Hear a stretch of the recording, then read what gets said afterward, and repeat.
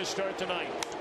High drive, left center field, racing back to the wall, Bourgeois.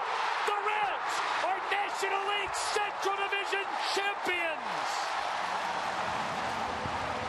If you're a Cincinnati Reds fan, it seems like just yesterday. It was 2010, and Jay Bruce sent the Queen City into a frenzy with that home run that sent the Reds to the postseason, winning the Central Division. Guess what?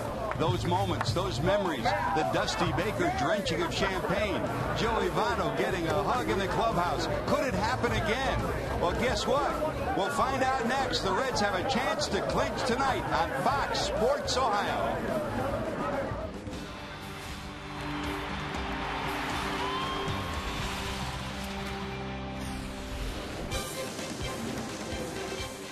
Welcome to Great American Ballpark in Cincinnati as Fox Sports Ohio brings you Cincinnati Reds baseball. It's the West Coast coming to town. The Los Angeles Dodgers trying to stay alive in the West in the pennant chase. The Reds trying to wrap things up at Great American Ballpark because the magic number is now uno. Hi, hello, and welcome to Cincinnati, everyone. Along with the crafty left-hander Chris Welch, I'm George Grant. He's got a smile on his face because he's been there before, and the Reds could be there again today, Well, Chris. the Reds have been there before, and, you know, when you get a taste of it like they did back in 2010, man, they savor it. They want to get back here, and they've got a championship ball club on their hands again this year. But it's a little different championship ball club than back in 2010. They scored a lot of runs back in those days. They beat up teams, you know, oftentimes by bludgeoning them to death with lots of runs. But this year, it's a little bit different. They've had good pitching, good defense, and timely hitting, and you put all that together and you win the national championship of the Central Division. I'm trying to say it. I'm excited, folks. You're Maybe excited. This is the night. It could be tonight. Let's see how we got to this point as the Reds try to wrap things up. Thanks to the Chicago Cubs, the magic number is down to 1. They beat the Cardinals today. Starting pitching has been the way this thing is hung out for the Reds this year, Chris. Well, you're exactly right. You know, the same 5 pitchers have started every ball game except one, and that was a doubleheader. But when you can keep your starters healthy, that gives you an edge up on everybody. And the bullpen, they're number 1 in the league. No matter who you call on night after night, they get the job done. Well, it's an airtight bullpen, by far the best in the National League, the best in all of baseball. Dusty Baker not afraid to go to it, and there's a good reason why. In 2010, they were number 1 in offense. This year, their numbers aren't number 1, but boy, have they come up with big hits when they needed it. Well, you know what? They don't always beat you by 10 runs, but they do end up beating you. They find out a way to get a key hit, to get a key run, to move a runner across. They play as a team, and that's a big advantage when you go into the postseason. Well, heading to the postseason, the Reds are already there. They've clinched a wild card spot, and thanks to the Chicago Cubs, who were victors this afternoon in extra innings over the St. Louis Cardinals, the magic number is 1. Can the Reds wrap it up tonight? We'll find out next as the Dodgers come to town. It's the Dodgers and the Reds on Fox Sports Ohio. The Big Bats come to the Queen City.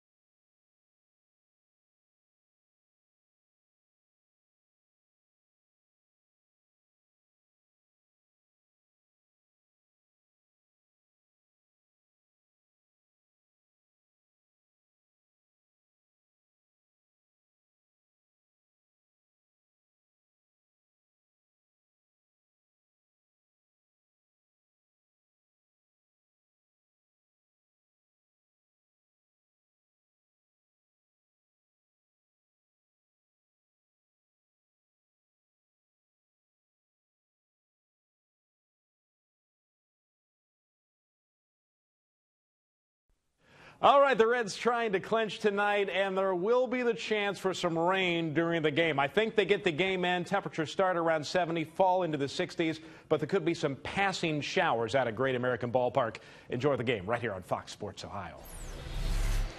Right here on Fox Sports Ohio, the Reds will welcome the Los Angeles Dodgers to town. And Chris, this is a different looking team than the team that the Reds cashed in on earlier this season in Los Angeles. Look at the additions. Hanley Ramirez, Adrian Gonzalez, Josh Beckett, Nick Punto, Shane Victorino, and Joe Blandon, all new to this club. Well, George, not only that, their money is no issue at all with the Los Angeles Dodgers and their new ownership. They took on $260 million worth of payroll in a blockbuster trade with the Boston Red Sox, and they brought over big-time names, and they expected results immediately. Unfortunately for the Dodgers, it has not translated that way. They haven't played as a team. Their offense, believe it or not, with all those big names, has been sputtering. They're only averaging less than 3 runs per game in the month of September, and they're falling out of the race. But if they don't do it this year, they will do it in years to come. A very powerful ball club the Reds are hosting this weekend. The Dodgers, who have been trouble for the Reds, coming up next. The Reds will try to end this night with a celebration at Great American Ballpark. Dodgers next.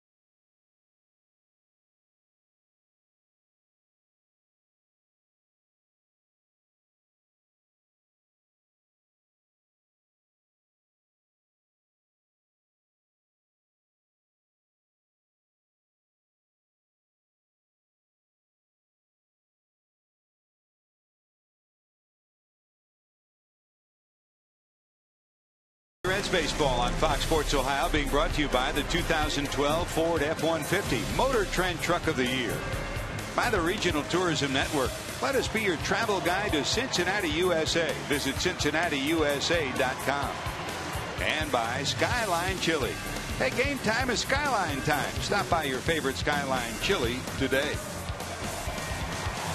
Great to have you with us at Great American Ballpark. Crowd continues to file in. The umpire crew and the two managers have exchanged lineup cards. Don Mattingly for the Dodgers and Chris Spire once again managing the Reds. Dusty Baker still not rejoining the club. We'll have more on Dusty's health situation coming up as the night progresses. And if he's able to see us tonight, Johnny B. Baker, get well. Come on back soon. Here's Donnie Mattingly and his starting lineup for the Dodgers, who come into town. They've lost 10 of their last 14. Mattingly, in his second full-time year as the Dodgers manager, will have Mark Ellis leading it off. He's been red hot at the top of the order. Andre Ethier up to the number 2 spot in at 286. Matt Kemp, he is MVP caliber anytime he takes to the field, although he's battling a sore shoulder that's bothered him for most of this month. Adrian Gonzalez coming over from The Red Sox will hit in the number 4 spot. Hanley Ramirez, who came over from Florida, hits behind him. Luis Cruz, who's been hot of late for the Dodgers, at third. Juan Rivera will be in left. A.J. Ellis behind the plate, and Joe Blandon will bat in the number 9 position. And here's Bronson. Well, Bronson had a 5-game win streak, snapped his last time out. That was down in Miami when the Reds lost 4-0. But the one good thing about Arroyo, even though you see 24 home runs, that is way less than he had last year. He had 46 home runs last year, 45 home runs, and he has not given up more than one in a ball game since going way back in mid-July or mid-August against the Milwaukee Brewers. So if he keeps the ball in the ballpark, he wins. Simple as that. He's facing a very tough lineup here tonight. Everybody looks at this Dodger lineup and says, when are they going to break out of it? Let's hope it's not this weekend. And Chris, you've talked about it all year. You said when he keeps the ball in the ballpark. Last year he gave up a league-leading 46 homers. He's just about cut that in half, 24 this year. That's been a big factor. Well, it is, and a lot of that has to do with him not worrying about how hard he throws. Now he throws the ball where he wants to, regardless of trying to reach back and hit 90 miles an hour on the gun. I think that's made the big difference for Arroyo. Joe West is your home plate umpire. He's the crew chief. Mike Muchlinski is at first. Sam Holbrook at second, and Andy Fletcher your third base umpire. Here's Ellis in at 265, 7 homers and 30 knocked in. Hot of late, 344 in his last 10. There's a little zip on that fastball, and it's 1 ball and 2 strikes. Ellis very solid. Wherever he's been the consummate professional. They'll give you a good at bat. He's solid defensively, and he's anchored this leadoff spot for the Dodgers of late. Dodgers have struggled trying to get runs in. Guess who's back at short? Zach Cozart. What a way to start. Cozart with the pulled side muscles, been on the sideline, and good to see number 2 back in the lineup. Here is your 4 defensive alignment for the Reds. We talk about why are they better this year. Defense has a lot to do with it. Xavier Paul will get the start in left. Drew Stubbs in center. Jay Bruce in right. Scott Rowland at third. Cozart back. Brandon Phillips at second. Votto at first, and Ryan Hannigan, as usual, catches Bronson Arroyo. Good to see number 2 back at short, Chris. Well, it is, and they took their caution and a lot of time to make sure he came back. He had that oblique injury, which is essentially a pulled muscle in the back of your rib cage for Zach Cozart, cost him 14 games, but he's been chomping at the bit to get back. The pull was on the left side, and talking to him before the game, I mean, he understands he really isn't going to be 100% probably till next year. So it's little by little trying to do the things you can do as a shortstop and do it smartly. Here's Ethier in at 286. Andre with 19 home runs, 85 knocked in. Very solid defensively and a solid offensive performer as well. He's one of 2 guys that have had a good deal of success against Bronson. He's 9 for 30, 300 with 1 home run against Arroyo. Slice to the left side. Tricky hop, but Rowland has it, and they'll get the second out. And it's good to see Scott Rowland back on an everyday basis again. Rowland now with Joey Votto back in the lineup, with Cozart back. Things begin to formulate, Chris, as you head down to crunch time. The Reds, they may clinch tonight, but it's assuredly they're on the road to clinching, and now it's a question of getting people healthy and get ready. Well, getting people healthy and getting your lineup set the way you like to see it, with Cozart being out and then Joey Votto being out for a while, rolling back and forth. Now you have Ryan Ludwig not in the lineup. You know, those are all the things that don't seem like much until you get right down to the last week or so. That's when you want to get your lineup going. You want to punch them a little bit, and you want to get them going, get the intensity going, which I don't think the last 3 games of the season that'll be a problem at all, because they'll be playing the St. Louis Cardinals. There's Matt Kemp, 303, 19 homers, 58 knocked in. Early in the season, boy, they were going head to head. Matt Kemp and Joey Votto. It looked like it would be a battle for maybe the Triple Crown, maybe an MVP for both of them. Each of them has been dogged by injuries this year. Reds fans know about Joey's tenure on the disabled list with his bad knee. Kemp has been on the DL a couple of times, most recently a sore shoulder. This one looped into center. That drops for a hit. So Kemp, who's been outstanding against Bronson in his career, that now makes him 10 for 23. He's over 400 against Arroyo, and against the Reds over 350 for his career. That's a little protection swing right there, just trying to stay alive. But when you do it in this lineup, that means the guy behind you is probably a better hitter than you are. Matt Kemp is as good as they come, but he goes right out on the inside part of the plate to get a good pitch from Bronson Arroyo. But now you deal with Adrian Gonzalez, Hanley Ramirez. Everybody in this lineup is a threat. Here's Adrian, who came over from the Red Sox before the trading deadline. High in the air to right. It's curving. It'll go foul and into the seats.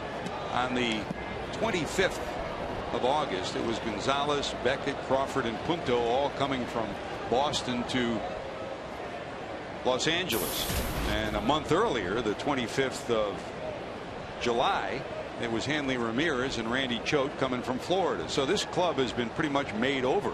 And the feeling was that even without Carl Crawford obviously playing this year, he is expected to be back next year after his Tommy John surgery. Feeling was it would ignite the club. Hasn't happened that way, especially in September. Left field hit pretty good. Going back with a beat on it is Xavier Paul, though. He'll squeeze it.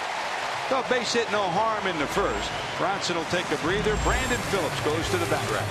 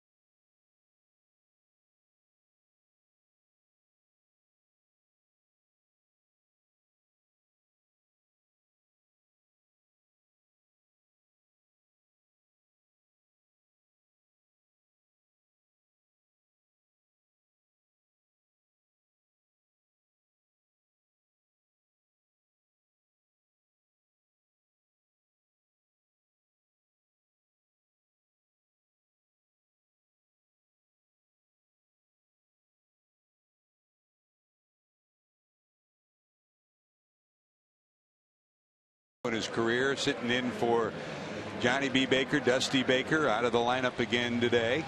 Here is the lineup that Dusty has penned and Chris Byers handed in with his lineup card. Brandon Phillips will lead it off. Zach Cozart bats second.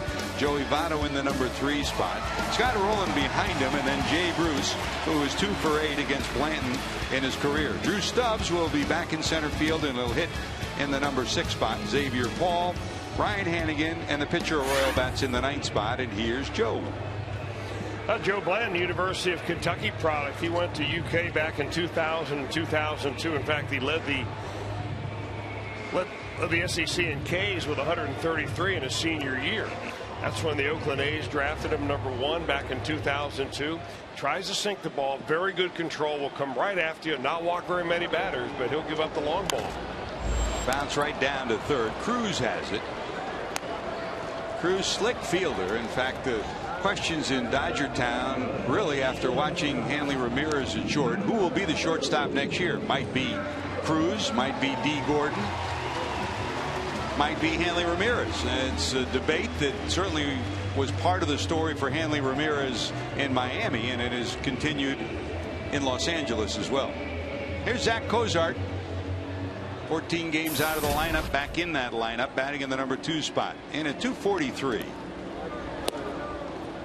And you have to put him on that list of candidates for Rookie of the Year in the National League. 32 doubles, 15 homers, 32 knocked in, and solid defense all season long. Slap to the right side, Ellis, and quickly there's 2 away. Let's check the Dodgers defense, and even though there are some spectacular individual defenders, it's been a problem for them this year. Rivera, Kemp, and Ethier in the outfield. Cruz at third, Ramirez and Ellis the double play combo, and Adrian Gonzalez at first. A.J. Ellis is your catcher. Joe Blanton on the mound. That's the Dodgers' forward defensive alignment. Hanley came up as a shortstop in Miami, moved to third in Miami when Reyes came to town, And after the trade, was inserted back at shortstop after D. Gordon went on the disabled list. Gordon out with a torn ligament in his thumb. Spent most of this year on the sidelines. Here's Joey. 342, 40 doubles, 14 homers, 53 knocked in. And Chris, I think if we go back, and it's a 6-month season, go back to month 2. That's where Joey was, right about the same, about 340. And you would say that Votto and Kemp were the 2 favorites for MVP at that point.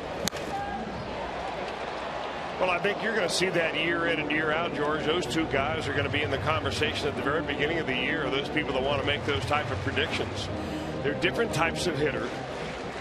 Kemp's got a little bit more power. He plays actually in a ballpark that's more suited for pitchers than hitters, at least home run ball hitters. But Joey Votto is one of the toughest outs in the league. There's a bullet into center. So the 2 guys who really are the heartbeat of their club's offense start with singles. Kemp for the Dodgers, and Votto a 2-out single here in the first. That'll bring Scott Rowland. And they did both of those base hits with very controlled swings. You saw the breaking ball that Matt Kemp hit off the corner, and this was not all that bad of a pitch by Joe Blanton, a little sinker that he tries to go down and in. And I guarantee you that Joey Votto's watched enough video on Joe Blanton to know that to expect that pitch. And he shortened up. You saw that he was about 3 inches choked up on his bat. He does that sometimes at 2 strikes, and he ends up with a base hit. That's why he's one of the best around. Votto's been over 300 all year. Scott Rowland's been at 300 exactly since the All-Star break. That's gotten his average up to 242 for the season. He was down in the 210, 215 range when he battled shoulder difficulties in the first half. Still battling back and shoulder problems. The Reds, Dusty Baker, Walt Jocketty hope to keep him in the lineup and healthy as they head to the postseason. Rolling 0 for 3 against Blanton in their matchups. Blanton in 4 starts his last 4 against the Reds is 2-0 with an ERA of just under 5. Of course, he pitched for Philadelphia, and the Phillies had the Reds number more often than not, huh? Well, they did, but overall, you know, Blanton, he's pitched for the Oakland A's against the Reds and done very well. Pitched for the Phillies and now with the Dodgers. In fact, his ball club is, I think, 4-0 in those games that he's pitched against the Reds in those 4 starts. He's a guy that will be among the league leaders in the strikeout to walk ratio because he just pounds the strike zone with his fastball and his curveball. He's come up with a couple of variation pitches the last couple of years. Ooh, slicing line drive right at the second baseman. So the Reds get a hit just like the Dodgers. Nothing to show for it. Hanley Ramirez up when we return.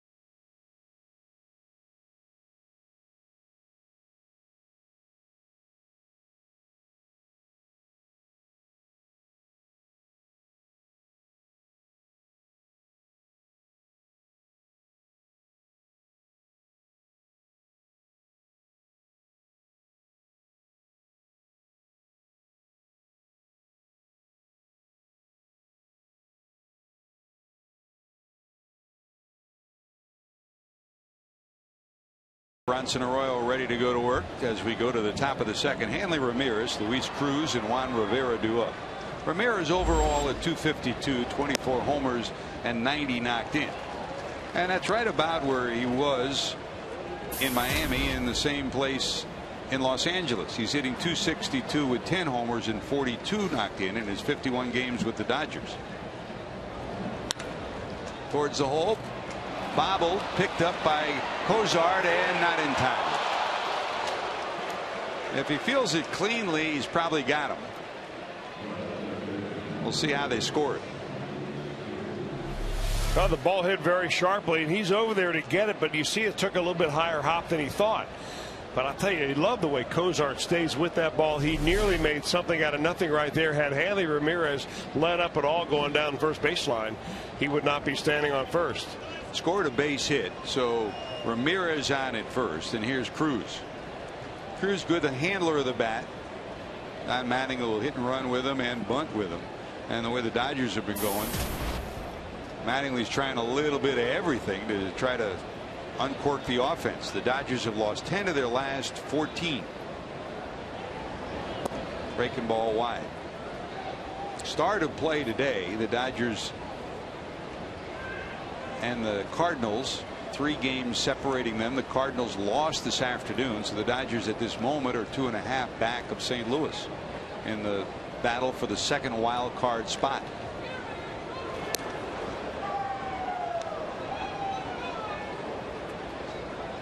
At Wrigley Field this afternoon, the Cardinals had a lead all day long against the Cubs, 4-2 going into the 9th. The Cubs tied it in the 9th and then won it in the 11th.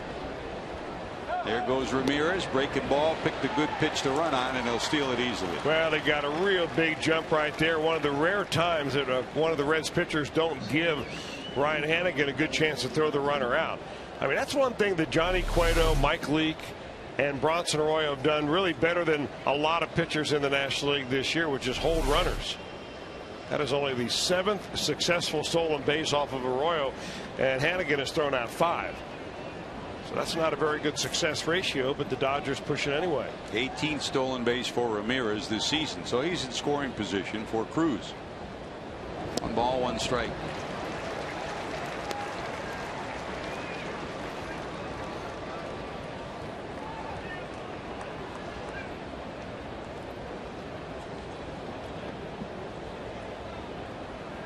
Bronson overall 12-8, trying to win his 13th.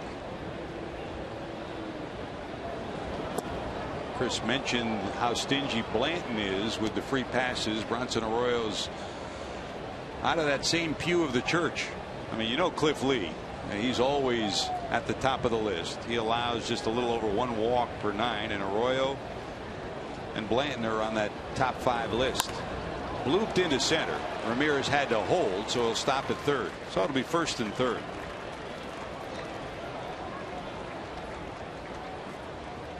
Davey Lopes, veteran, great base runner, and veteran Dodger, who's been around as one of the best base running coaches in all of baseball. Down in the first base coach's box. Good to see number 15 back in town, huh? It is, and you know, and in a Dodger uniform. I'm sure he likes that. You know, he belongs there, and you can kind of tell. Although he's as mystified as anybody as to where this offense has gone, or I mean, why they couldn't gel, given the fact that it looks like an all-star team when the Dodgers take the field. Lopes down at first, and Tim Wallach down at third, coaching for the Dodgers. Here's Juan Rivera.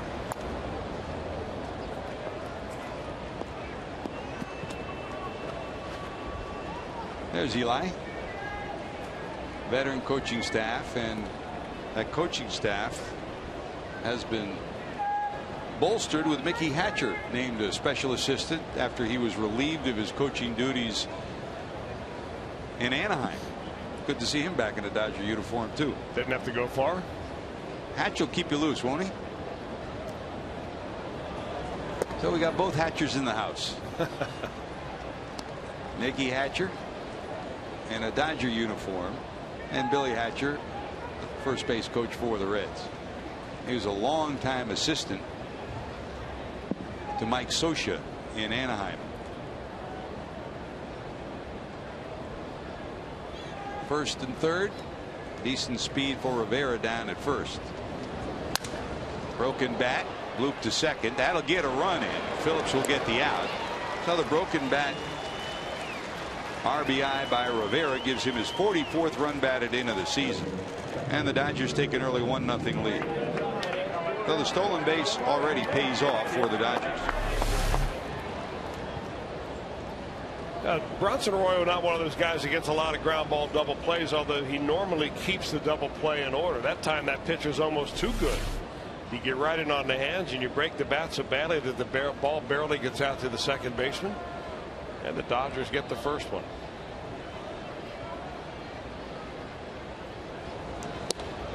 Well, going to second is Cruz, and here's A.J. Ellis with Blanton due up next.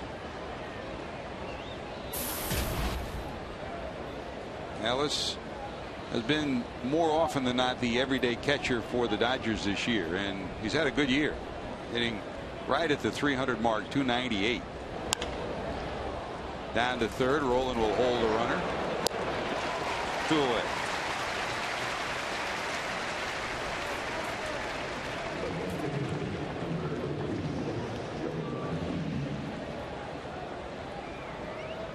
And here comes Blanton.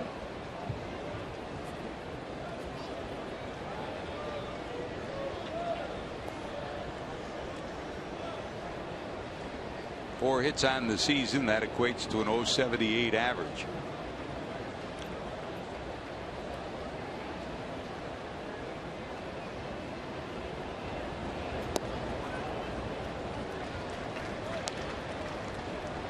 Festive weekend here in the Queen City. Oktoberfest underway, and the quest for a red October hopefully underway this weekend too. The Reds' magic number, if you're just joining us, down to 1 as the Cubs beat the Cardinals this afternoon in extra innings. So a victory by the Reds, and they are Central Division champions again for the second time in 3 years.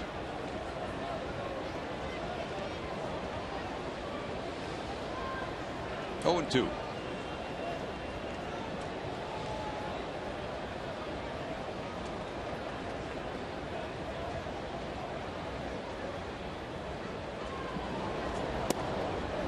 Cardi on that swing. Arroyo gets his first strikeout. A couple of hits and a ground out. Dodgers take a 1-0 lead. Jay Bruce due up next.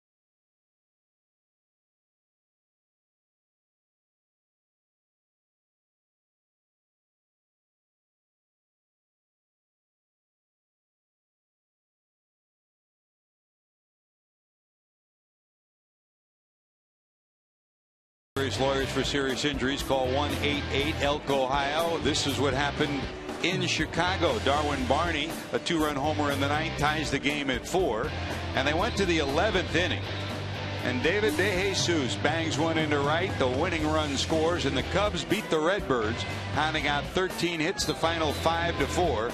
Been very little to celebrate for the Cubs this year.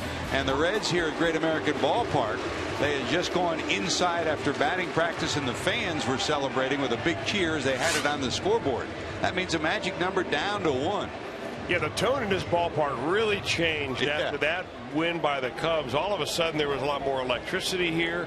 It was fun because they showed it on the scoreboard. A huge cheer went up when the tying run was hit, home run was hit by Darwin Barney. In fact, the Cubs started that rally against the Cardinals, nobody on, 2 out in the 9th inning, and ended up scoring 2 runs. Dave Bruce dribbles one down to second. He's retired. So 3 ground balls and a line drive out for the first 4 outs for Blanton, and that'll bring up Drew Stubbs. Well, Blanton will go about it about kind of like Bronson Arroyo does, although he doesn't throw a real slow curveball like Arroyo in the 60s. He does throw one in the mid-70s. He throws a fastball less than 50% of the time. He throws a slider, a cutter, a curveball, and a changeup. And not afraid to throw strikes with all of them. Setting up down and away is Ellis. That's a swing and a miss for strike 1. Good to see a couple of games of contributions for Drew Stubbs, making him feel a little bit better on that road trip, Chris. Well, there's no doubt, because his confidence was really eroding. You could see him pressing, and that's the worst feeling that a ball player can have. And he has been a lightning rod for Booz here at Great American Ballpark when he gets into one of those strikeout streaks. But he can change those all to cheers with one swing. Or one catch, as he did on the road trip.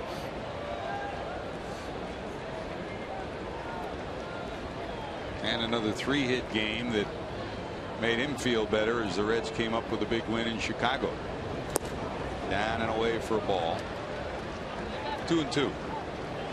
Overall 218 with 13 doubles, 14 homers, 40 knocked in. Well, really no mystery as to the way the Dodgers want to pitch him. They're just going to the same spot, down and away every time. Drew make an adjustment.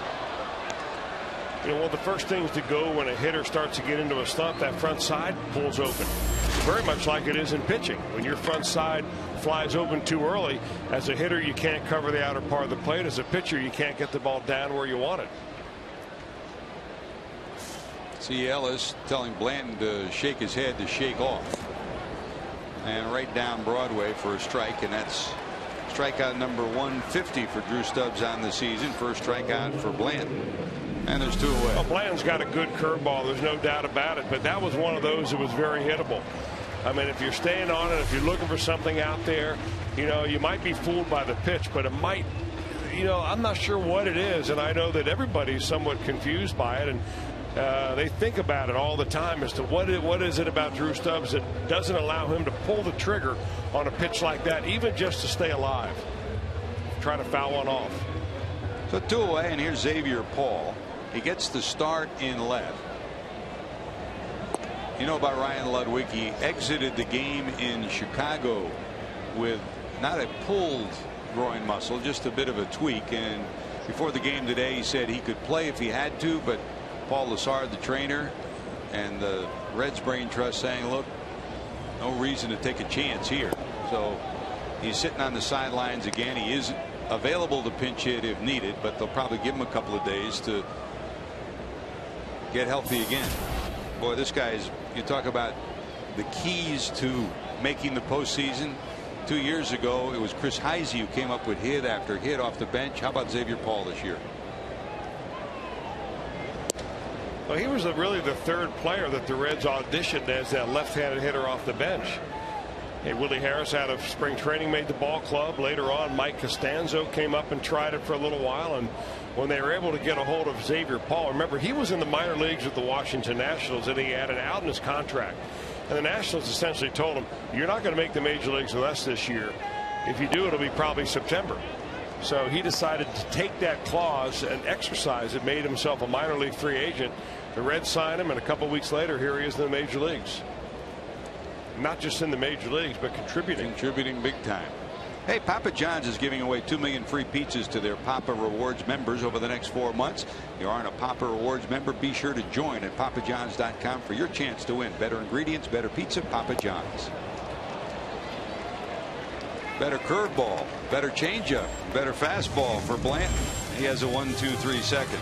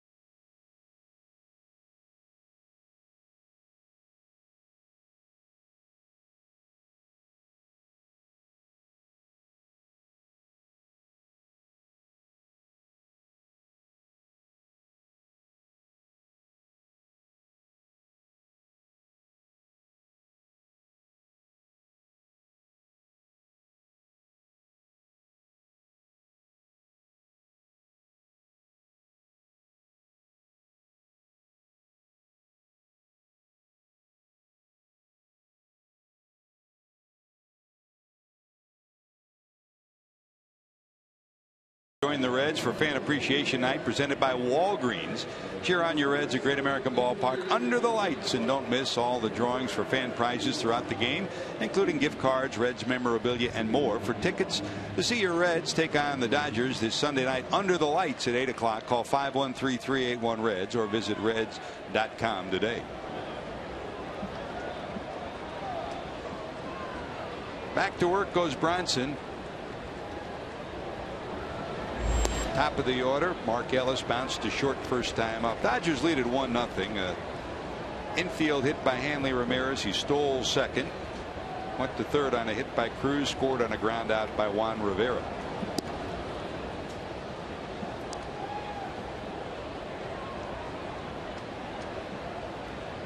In addition to that Cub win today, 5-4 over the Dodgers. Washington leads Milwaukee 2-1 in the second. Phillips sliding, throwing, and they got him. Unbelievable. Unbelievable. Whether it's on his back, on his belly, he comes up with something special every night. Well, you're not kidding about that. First, the range is unbelievable in itself, how far he goes to get that ball. And the only way he's going to make it is from the seat of his pants, and he fires it just in time to get the runner. I mean, you may say, well, what a hot dog lobbing it like that. Well, that's the only way he could have gotten rid of that baseball. A lot of second basemen would have been able to maybe get to that ball, but not been able to figure out how to make a throw. And anybody that's ever played the infield or played the game, put yourself in a position like that and try to make an accurate throw. Marvelous, marvelous defender. Well, and if you're Bronson Arroyo, you have a particularly good perspective of a play like that, because now it saves you facing Ethier, Kemp, and Gonzalez with a runner on base. There's Ethier bounced to third first time up. You know, you talked about walks per 9 innings. They ought to do Phillips plays per 9 innings. You know, it's amazing. Almost every night there's one, sometimes two. Well, you just get so spoiled. I mean, you watch Brandon Phillips play every night, and then you go out and watch a more pedestrian second baseman play, and you say, man, I'm glad we've got our guy. 2 away, and here comes Matt Kemp. Kemp got the first hit of the night for the Dodgers back in the first. He has the potential to win a Gold Glove every year, does Brandon Phillips, as does number 27 for the Dodgers in center field. And from what we've seen, Chris, in the last 3 years, his biggest impact has been where he is right now. That's in the leadoff spot offensively. Dusty Baker made that change a couple of times before, and it's worked. And I know the Reds manager hopes it works again this year in the postseason. Backhanded, this time fielded surely and cleanly, and nice play by Cozart. Number 2 deals to first. 1, 2, 3.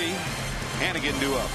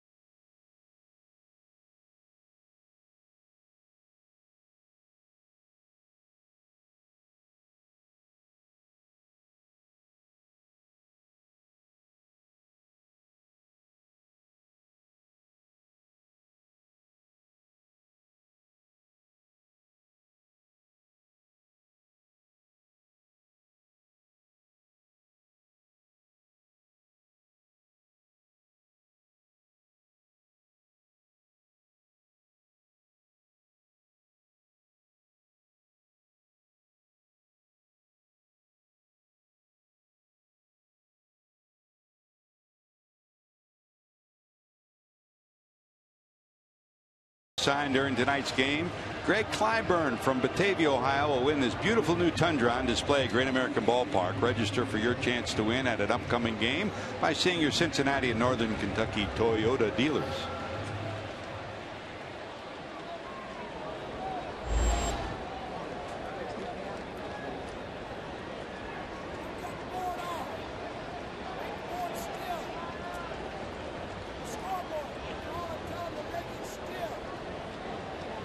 Right before the pitch was to be delivered, Joe West calling time, pointing to something out in center field. Hannigan ready to go to work now. Ryan, you know about the defense, you know about the game calling, you know about throwing out runners. But look at the offensive numbers for this guy for this year. The average has been climbing steadily, and he comes in at 288. Well, his on-base percentage is up around over 370. So when you get on that much and you're sometimes in a leadoff position like he is right here leading off the third inning, you know, you get on, it gives the pitcher a perfect opportunity to put a sacrifice down and move you in a scoring position. A lot of people have been belly aching about the lineup, saying, oh, well, Ryan Hannigan ought to be up there higher in the lineup because of his on-base percentage. But things have worked pretty well right down here where he is. If it ain't broke, don't fix it. Here's today's Farmers Insurance report card from Great American Ballpark. Joe Blanton against the Reds. The numbers that you talked about, Chris, he's been pretty solid wherever he's pitched. Well, he has been. I mean, he pitched an excellent ball game. I remember something like a 2-hitter when the Reds went out to play Oakland years ago in the interleague play, and then eventually he moved to Philadelphia. 4 starts overall. His teams have won each and every one of those 4. Reds are trying to break that tonight. That was the series that Oakland swept the Reds when we went to Oakland that first time. Man, that was a dominant Oakland performance. I know it was Mulder and Blanton. I can't remember who the third pitcher was, but it really wasn't a situation where the Reds felt like they were in the ball game. Double-figure runs, if I remember. Here's Brandon Phillips, bounced to third first time up.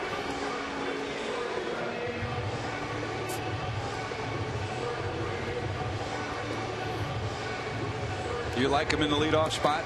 Yeah, I do. In fact, Brandon was the one who went to Dusty Baker, I think, in the beginning. I mean, he tried it in the beginning of the year. This is last year. And went again and said, hey, I'd like to help the ball club out. And he's the one guy in this lineup. I mean, I think Joey Votto could probably hit anywhere. But other than that, I mean, Brandon is the most versatile hitter that the Reds have. If he wants to hit the ball long, he can hit the number 4 spot and hit some home runs. If he wants to get on base, work the count, I think he's a much better fit for that spot. And the Reds would love to have him here, kind of feel good about it, knowing he's going to get a little protection behind him.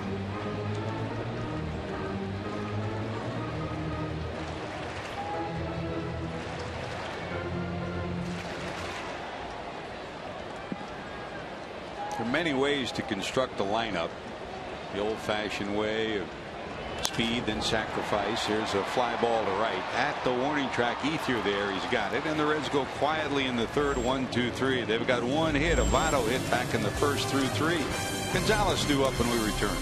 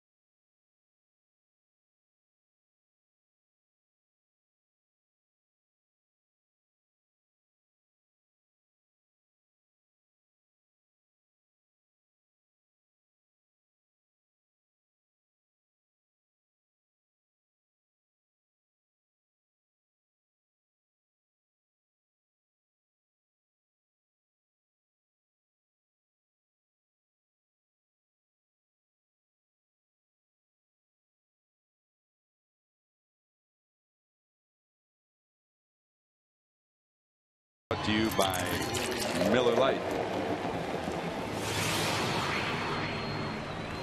Right now on FoxSportsOhio.com, Kenny Rosenthal, who's in the house, writes that unlike in 2010, the Reds' expectations for this year's playoff-bound team should be a whole lot higher. And although Ohio State is favored by 5 TDs over UAB, Zach Jackson takes a look at some serious questions facing the Buckeyes going forward. You can read those stories and more all on FoxSportsOhio.com. And I think that's a well-placed thought from Kenny Rosenthal. And I think, Chris, that is echoed as well in the Reds clubhouse. I mean, the celebration for clinching a wild card spot, nice, but doesn't really mean that much. The celebration for clinching the division, nicer, but this team has higher expectations. I think they've dominated way more than they did back in 2010. They pitch better. They're a better team overall. Those young players that were, just happy to be there are now not going to be happy if all they do is get there and they're 3 and out or 4 and out, something like that. They need to get to the next round, preferably go to the World Series. They feel that this team this year has done so many special things that there's no team out there that they've seen that is better than them. Every year since 2007, when Joey Votto and Jay Bruce were in the minors and then made it to the major leagues, we've sat down with them in September to talk about their year and the team, and we'll do that again this coming week. And I think that'll be echoed in their thoughts too. The 2010 elation turned to dejection in 2011. And when we did the interview last year, I'll never forget, we were in Pittsburgh that final week of the season, and both Joey and Jay said we never want to go through this again, be playing in September when we don't have a chance to make the postseason. So this year it's not just get there, but it's get there and then some. Center field hit pretty good. Back is Stubbs. Warning track, wall, and he's got it 400 feet away. Now that is the second time tonight that Adrian Gonzalez has flirted with one. He didn't hit one very well in the first inning, and he sent the left fielder Xavier Paul all the way to the wall on that one. This one makes Bronson Arroyo a little bit on the nervous side right here, because Stubbs go back and continues to go back, and that little corner right there where the 404 sign meets, biggest part of this ballpark, is where that baby went. Coming into tonight, Adrian only 115, 3 for 26 against Bronson Arroyo. And around the batting cage before the game tonight, he said, for some reason, I just don't see the ball well against him. Well, he's looked at video again, and now back in the National League. He said, maybe the time away will change my luck. Bronson's hoping it doesn't happen, but he's had 2 pretty good swings so far. You know, when you don't see the ball out of a pitcher's hand, there's not a whole lot you can do to fix that. Here's Hanley. Infield hit first time up, stole a base, went to third on a ground out, scored on another ground out. And he's not alone. I mean, just watch the way the hitters take pitches from Arroyo. I mean, I'm not sure what he's done over the last few years, but there for a while there it seemed he was showing everything. And maybe he was tipping his pitches, and the word had gotten around the league. But this year I see so many pitches that seemingly go right down the middle that guys just take or swing through. Strikeout number 2 for Bronson. 2 away, and here comes Cruz, who singled to center. I mean, Arroyo's the kind of pitcher that after this happens, he'll go back to the dugout. There'll be guys chirping in the dugout saying, well, throw a real fastball. You know, meaning throw one fast enough that we can hit it, and throw it in the zone. Just try to rear it back and get it by us, because we're good fastball hitters. Now, every hitter feels that way. Got under this one, skied by Cruz towards short. Cozart there. Zach's got it. That's the kind of inning Bronson wants. 3 up, 3 down the last 2 innings for Bronson.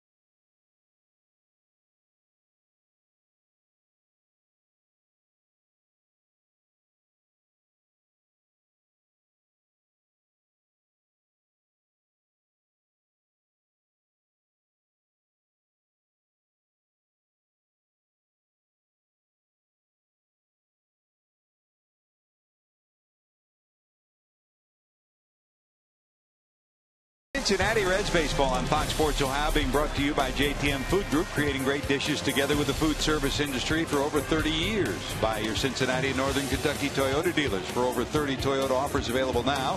Visit buyatoyota.com, including mobile. And by AT&T, the nation's largest 4G network. AT&T, rethink possible. Breaking ball dips low for ball 1 to Zach Cozart. Cozart hit a 3-hopper to the second baseman Ellis his first time up. Zach's back after a couple of weeks on the sidelines with a pulled muscle on his left side. Remember, Cozart underwent left elbow surgery and missed almost half a season. He said this was tougher than that. He said when I injured my elbow, I knew I couldn't play, so I wasn't around the ball club. He said being around the ball club and not being able to play every day was a whole lot tougher. Happy to get back in there.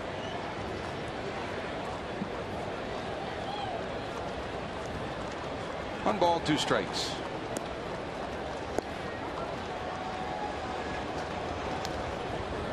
It has been interesting to watch at the major league level, Chris. You saw it in spring training, but to watch Didi Gregorius at the major league level show what he could do athletically at short has been pretty impressive. He really is, George. You know, he opens so many eyes in the spring, as you said, but you know, it's a little different doing it up here.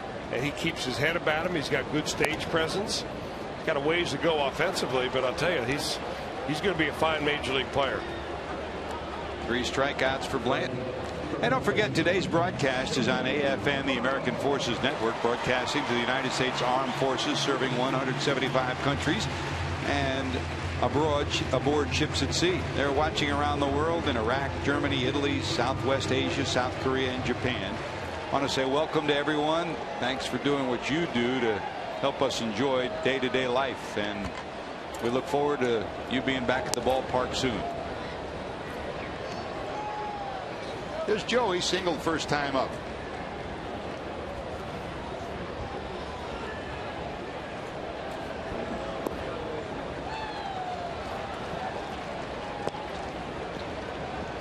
This is a game of timing, and when you spend as much time on the sidelines as number 19 did, it takes a while to get that timing back.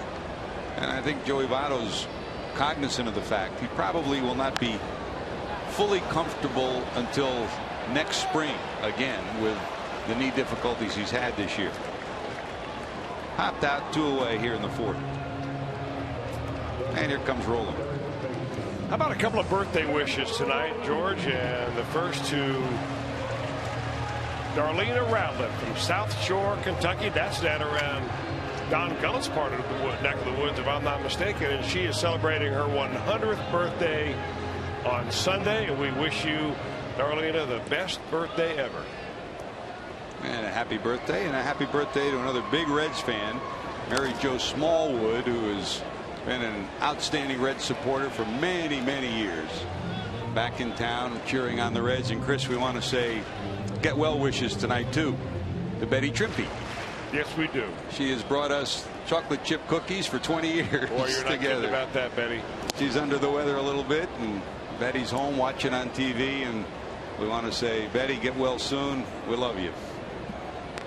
And at the same time, we want to send our condolences to one of the greatest Reds fans that you and I have had the chance to be around, Chris. Over the years, the Rosie Reds, the people who really make the game come alive for Reds fans day in and day out.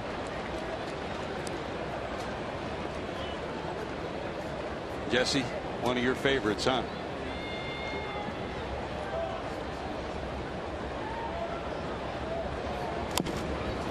Fouled at the plate.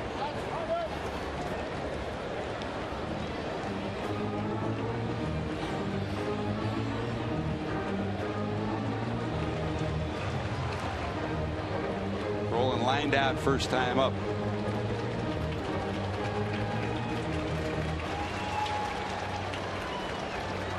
Two balls, two strikes. Popped up. We send our love to Roland and Liz. We lost Tina McGarry this week, one of the greatest Reds fans that the Reds have ever had. Tina, we know you're always with us. We'll be back with more after this.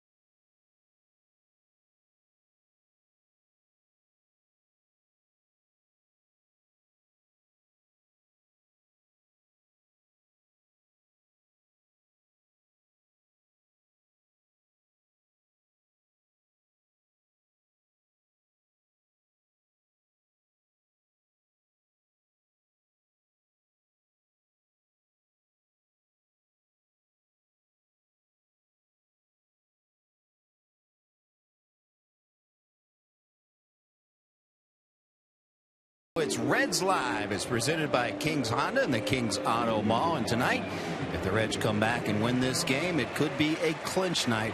It'll be an extended Reds Live postgame, we hope, later on tonight. Win or lose, though, we'll be there to put a capper on this one. Jim Day with you just beside the Reds dugout. Let's give you an update on Aroldis Chapman. He threw a bullpen session in Chicago, and then he threw today on flat ground, just a mini session today. Afterwards, I asked pitching coach Brian Price, give you an update on Chapman, and boys, his answer surprised me. He said they were going to go into the clubhouse, talk to Dusty Baker via phone, and get permission if they can use him in the game tonight. They deemed him ready to go. He may come out of the pen tonight. Definitely, he said, tomorrow. So that is good news. They might have everyone back.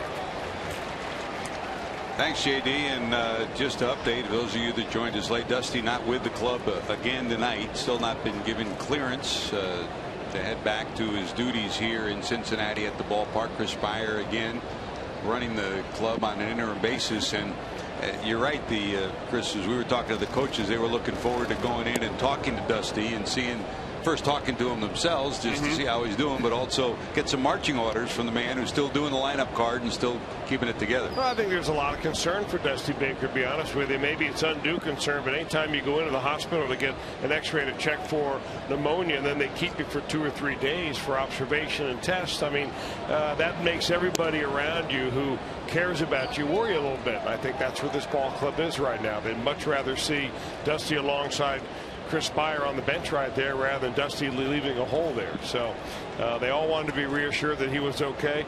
The news about Chapman, very good. I figured it would be sooner than later for Chapman, just based on the way that he threw that bullpen the other day in Chicago. He looked good. He felt good. He's never had any arm problems. It's all about fatigue, and I think he's been able to refresh himself, and he ought to be back throwing the ball like we expect him to. Swing and a miss. Rivera retired, first out of the 5th inning. Now, both these pitchers have really tightened it up a little bit, and neither of these guys really throw a pitch that's straight. It used to be that Bronson Arroyo's fastball was rather straight, and that was the pitch that left-handers used to really tee off on. But rarely do you ever see one now. He throws almost all of his fastballs two-seamers. Occasionally he'll throw a high four-seamer, a waist pitch up around the chin area to change the eye level of the hitter, but for the most part everything's got some run.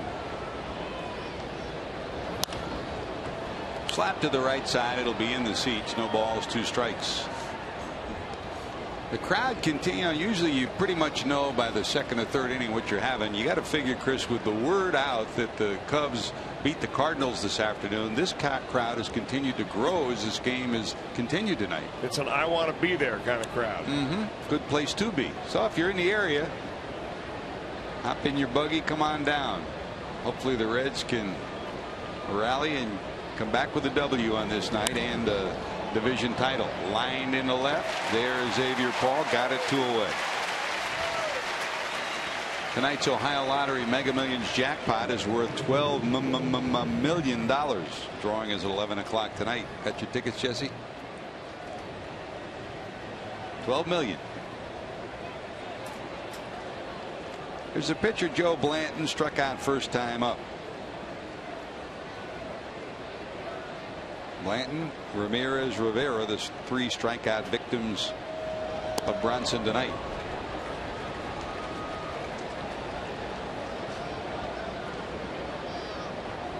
Pirates lead Houston 8-0. They're in the 2nd inning in Houston. Pittsburgh under 500 for the first time since May. 2nd year in a row, Chris, it looked like the Pirates were heading for an over 500 season and in the pennant race this year.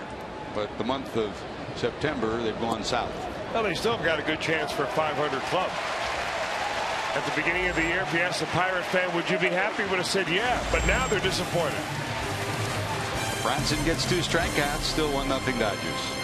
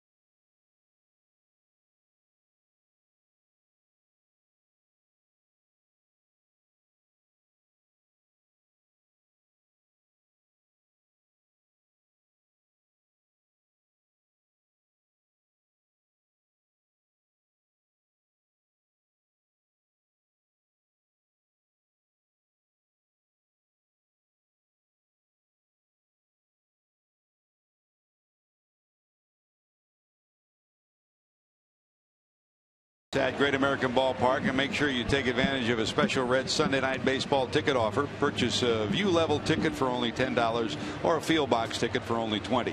Your Reds are on a mission to take the Central. You can see it live under the lights at Great American Ballpark this Sunday. For tickets, call 513-381-REDS or visit reds.com today. If ever there was a pretty picture of a baseball fan, it's a youngster at the ballpark, hoping their team in red can bring home another division championship on this night.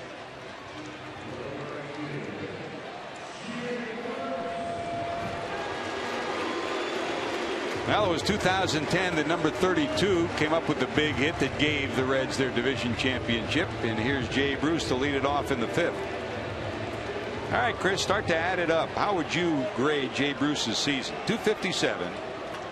33 homers, 96 knocked in, another all-star appearance, outstanding defense as usual in right. What's his report card? I think he just did a pretty good job of that. His best season ever, and I think you're just going to see him get better and better as years go on.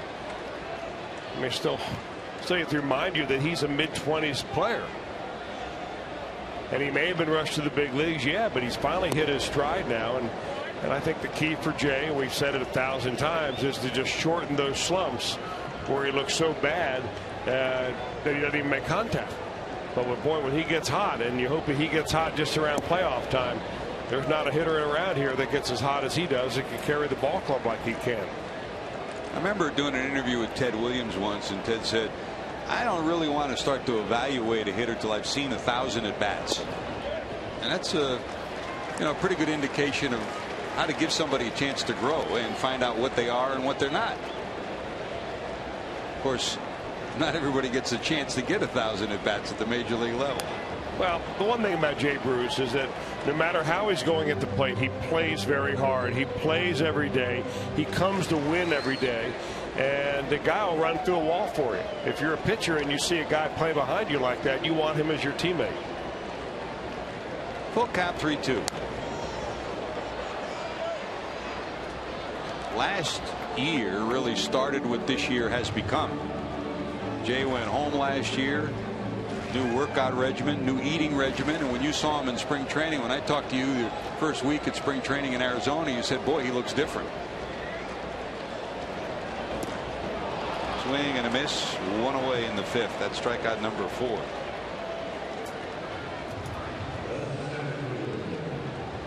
Come for the Reds, stay for more fun. Visit Mighty Mike at Newport Aquarium, the biggest gator outside of Florida. Make it a weekend getaway and book your stay at CincinnatiUSA.com.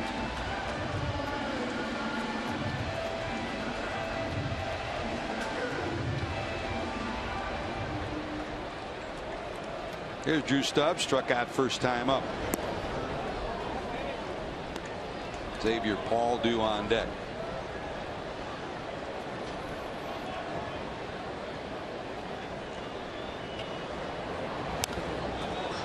Hop back, it'll be in the seats and out of play. 1-1.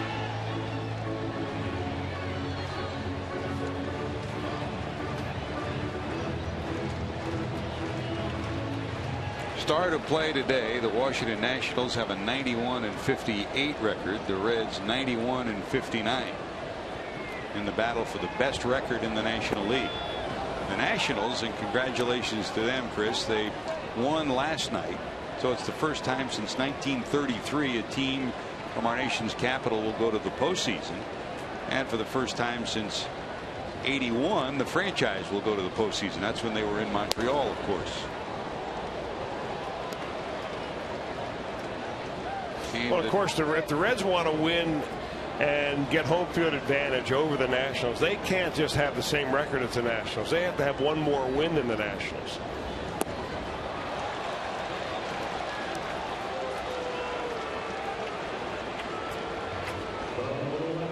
This is what I'm talking about right here, George, about the race for the best record. The Reds are right there. You see where the Nationals have to go as far as their remaining schedule. 2 at Philadelphia, 3 at St. Louis, and then 3 more hosting the Phillies. And the Reds, on the other hand, hosting the Dodgers here, and they end up in Pittsburgh and St. Louis. I don't know about you, but I mean, obviously, if you were battling for a final playoff spot and you ended with 3 in St. Louis, you wouldn't be too happy about that kind of a schedule. But I kind of like the idea of ending the year in St. Louis. If the Cardinals are in a pennant race still at that point, and they probably will be, because that certainly will get the juices going ahead to the postseason. Well, it will. But, you know, the other thing you remember that both the Atlanta Braves and whoever wins that number 2 spot in the wild card, they're playing really for maybe one game. I mean, you get all excited the last 2 weeks of the series or the season. You're watching the scoreboard. But the bottom line is that you may play one game, lose that game, and you go home. So that is why it's kind of bittersweet. That's why it's also very important to win your division, because you're at least guaranteed best of 5. A year ago, the Cardinals, as you started September, were 10.5 out of the wild card. They won the wild card. If that were this year, they really could not put themselves in a position to pitch Chris Carpenter the way they did last year, because you'd have to pitch whoever your best pitcher was, unless they had pitched the day before, in that playoff game. So you're certainly hamstrung if you're one of those 2 wild cards playing in a one-game playoff. You can't plan for the rest of your rotation. You've got to win one day at a time. Sarah Stevens thought that ball was going to bounce right into the camera booth there. Didn't happen. Always bring your glove.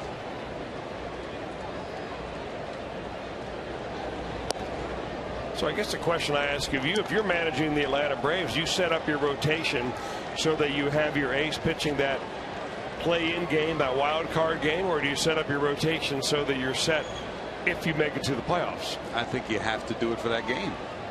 I mean, you're not playing if you don't win that game. So you use everybody you have to that game. Yeah. What would you do? You let tomorrow ride when it happens tomorrow. Yep. And what it does, it certainly penalizes the wild card teams, which should be the case. I mean, you and I have talked about this for years, that there wasn't enough of a penalty to teams that entered as a wild card. Well, there still isn't this year. No. But fortunately, that is a one-year mistake that the Major League Baseball made, which is that the wild card winner will host the division winner for the first 2 games of a 5-game series. 3 balls, 2 strikes to Xavier Paul. Having a good at bat here. And boy, has he had a bunch of those for the Reds. He's been their best pinch hitter in the season. Come up with some key hits and given Dusty Baker plenty of options from the left side late in the ball game. 3-2, 2 away.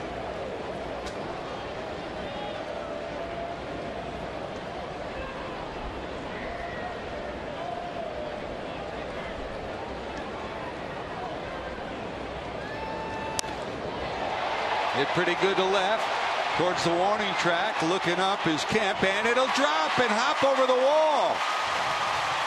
How in the world did no one catch that one? It hung up there a long time. Kemp had a long way to go with a left-handed batter. And Rivera in left, who was pretty much straight away, never even got near it. You're right. That ball had a lot of hang time. You just wonder. Look at the trajectory coming off the bat. Almost goes straight up in the air. Not a bad pitch by Blanton.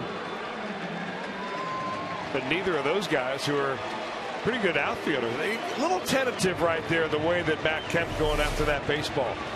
Doesn't play here very often. Maybe he didn't know exactly how the wind was going to take it, whether he was going to run into the wall or not. Having said that, Kemp came almost twice as far as Rivera had to come. And Rivera kind of almost said, I'm not even trying for it. Number 27's got it. Well, let's see if the Reds can take advantage of this. Paul, a ground rule double. Hannigan will come up, and that'll bring Arroyo to the plate. Well, with the 8th spot due up, they will intentionally walk Hannigan. Donnie Mattingly doing what every manager in baseball would do right now. And Bronson, who grounded to short first time up. Remember that Don Mattingly has seen this all-star quote-unquote team really be mired in an offensive slump. They're averaging in the month of September fewer than 3 runs a game. And right now he's got 1 on the board. He's got to make believe that that may be the only run he gets. So he can't afford to give up a run here in the 5th inning. I mean, normally, a few years ago, maybe during the steroid years, you'd let this run score. You'd pitch to the number 8 guy, then you pitch to the number 9 guy, and you come back and figure that between now and the end of the game, you're going to score 4 or 5 runs. But those days are gone. Bronson bounced to short first time up. Let's see if he can help his own cause. Paul turns and checks the outfielders behind him. Shallow in center, shallow in right, and almost at normal depth in left is Rivera. 1 ball, 1 strike.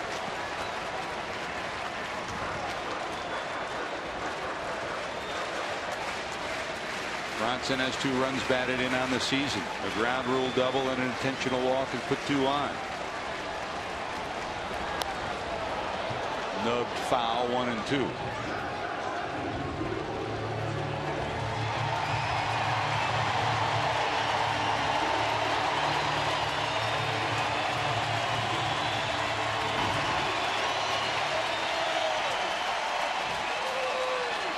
Chris Spire, the acting manager for Dusty Baker, looks on. Setting up, down, and away is Ellis. Trying to get him to bite on a breaking ball. He doesn't, and it's 2 and 2. Well, that's a good job by Arroyo not to swing at that pitch. Majority of pitchers, especially right-handed hitters, get up there. They're hacking at that one. He'll probably come right back with the same pitch. Line drive, base hit. Here comes Paul around third. Here comes the throw to the plate. It's going to be not in time, and the Reds tie it at 1. How about Bronson?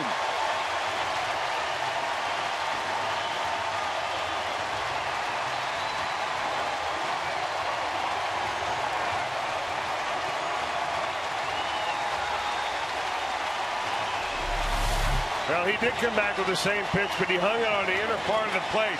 And boy, oh boy, did Juan Rivera take all day to field this ball and then throw it to the plate. He just couldn't get the ball out of his hand, and when he did throw it, he slipped. And there is the speedy Xavier Paul, and we've got a tied ball game. Well, Bronson delivers for himself. And we've knotted this one up at 1, and that's gotten this crowd on its feet here at Great American Ballpark.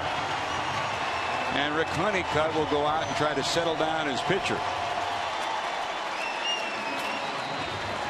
Well, there's no error, no miscue, but 2 plays back to back. The fly ball that somebody should have caught. And while Kemp came a long way, Rivera never got close to it. And then Rivera double clutches trying to get the ball out of his glove, and that's what Don Mattingly has seen for most of this month. Well, that, George, and the fact that you just hung a curveball right in the wheelhouse of a pitcher. The only spot that he's really going to do you damage in. Now you've got the order turned over. Now you've got the real hitters coming up there with a couple of runners on base. And here's Brandon, who coming into tonight had the best offensive numbers against Blanton. 4 for 14 and a homer. Tonight he hit a ball hard down to third, and then hit a ball to the warning track and right. He's 0 for 2. Strike 1. That's strike 2.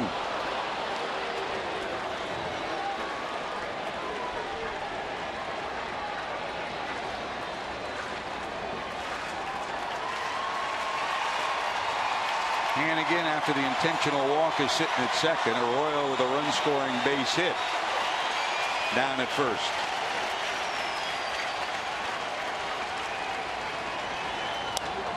Center field sinking. It will be caught by Kemp. Playing shallow is Kemp, and he was in the right spot. But Bronson Arroyo gets the Reds even. He helps his own cause with his 3rd run batted into the season. We're knotted at 1.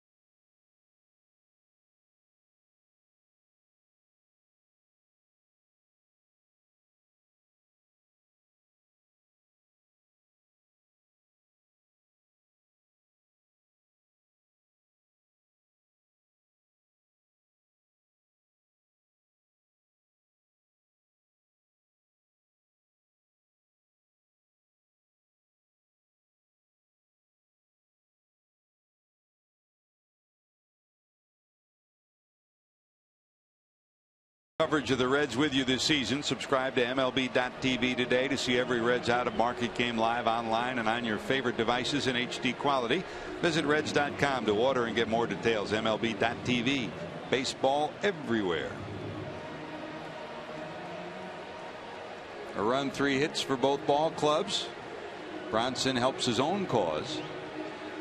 And our AT&T trivia question of the night. Prior to Bronson Arroyo, who was the last Reds pitcher to have 5 seasons of 10 or more wins? 5 seasons of 10 or more wins. Prior to Bronson.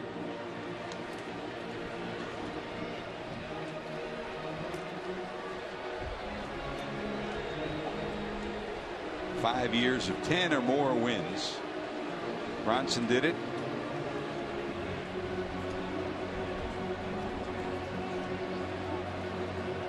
Probably got to go back to. You have to go back to the days of Mario Soto. Mario Soto. Well, Soto's not. How about as far as how about Aaron Maloney, Harang? obviously. How about Aaron Harang, who's in town tonight? Possibly. Reds will see him on Sunday. Doing what he usually does when his team needs it, pitch on 3 days rest. They haven't officially announced it yet, but in all probability, Aaron Harang will pitch on 3 days rest come Sunday. Mark Ellis pops this one into center field. Stubbs in his tracks. One away. Ellis 0 for 3, grounded to short, robbed of a hit on a nice play by Brandon Phillips, and that fly ball to center. And here comes Andre Ethier.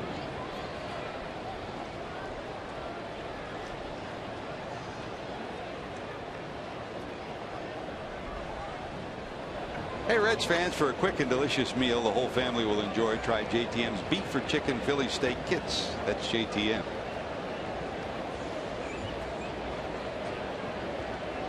Ethier bounced to third, fly to left. Andre had his season derailed a couple of times last year by injury. This year he's been pretty healthy all year. He comes in at 286 on the verge of another 20 homer season. He's got 19 and 85 knocked in.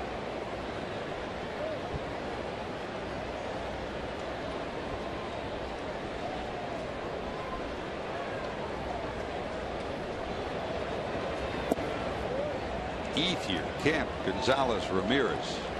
2 through 5 pretty lethal, but they've struggled to date. This Dodger team comes in 15th in the league in homers. The Reds are third. They come in 11th in the league in average at 249.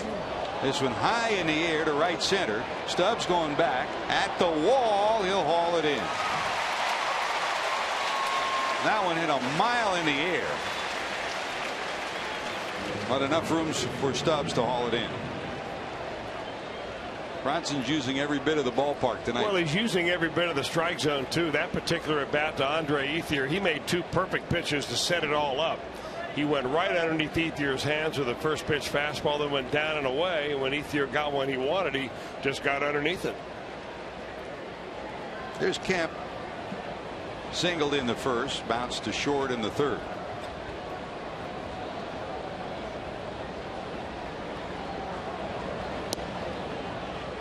He won't talk a lot about it, but the sore left shoulder certainly has changed his swing of late. Big, strong center fielder, Gold Glove caliber in the outfield, and offensive capabilities with the bat and the legs that are second to none in the game today. Even with the injuries that he's had this year, hamstring and shoulder, he still comes in at 303, 19 homers, 58 knocked in. Yeah, that is remarkable. Ouch. He hit this one solidly, but it's caught by his toe. Good look at that with our slow motion camera, brought to you by Performance Honda.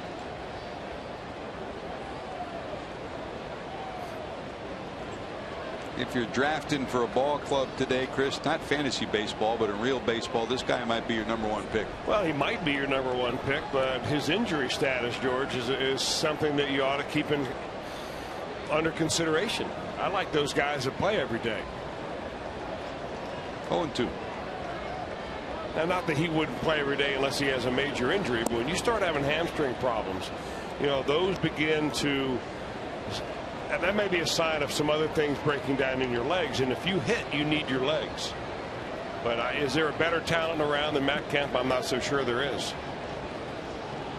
Look at the monster year he had last year. 39 and 129. Center field, another solid shot that drops in front of Stubbs. His second hit. 2 for 3 is Kemp. You know, I bet if you tested Matt Kemp and Joey Votto and Adrian Gonzalez, not for strength but for vision, you'd find those guys are off the charts compared to the average person walking down the sidewalk. And I would imagine that those two guys right there are somewhere around 2010, maybe even better than that, if there is such a thing better than that. I think you can get down to 28 overall. But I mean, he waited so long before he finally swung at that pitch. Pitch recognition for those guys is something we can only wish about. Here's Gonzalez. 2 fly balls, one to the warning track in left, the other to the wall in center. 0 for 2. Adrian was an all-star at first base for the Padres. Went to Boston, and while his numbers were solid, did not give them the power that they wanted from first. And in a year when everything has disintegrated in Beantown, he was shipped off to Los Angeles. Loney going to Boston, Gonzalez coming here. Part of that deal that also brought Josh Beckett, Carl Crawford, and Nick Punto here on the 25th of August.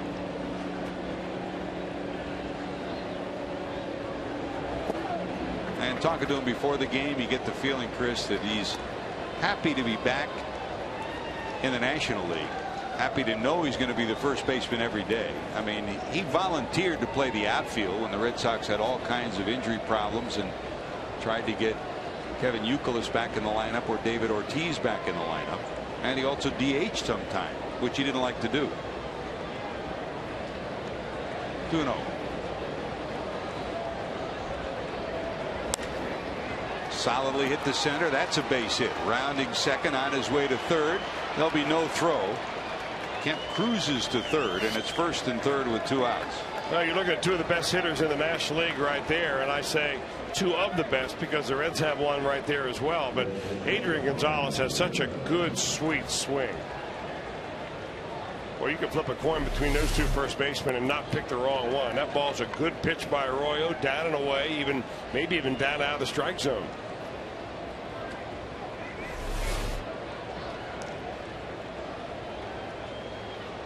I imagine he's happy to be back in the National League because he's playing in L.A., which he's from San Diego. And that Red Sox situation had to make him wish he could get out of Boston the sooner the better. I mean, that deteriorated and just went south overnight. Not a happy place to be this year.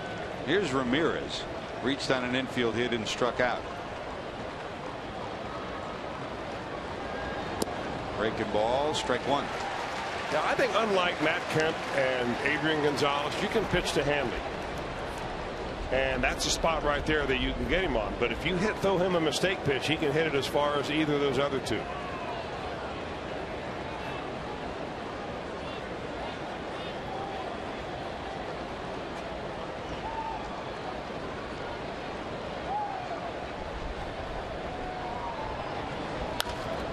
Popped up.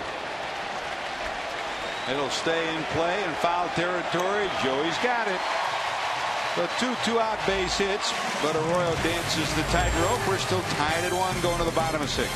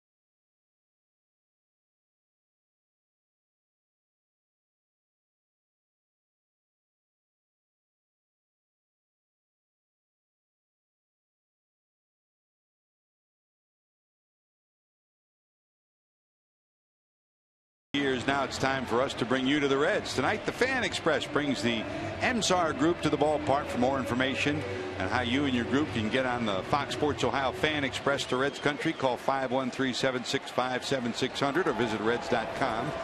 Fan Express.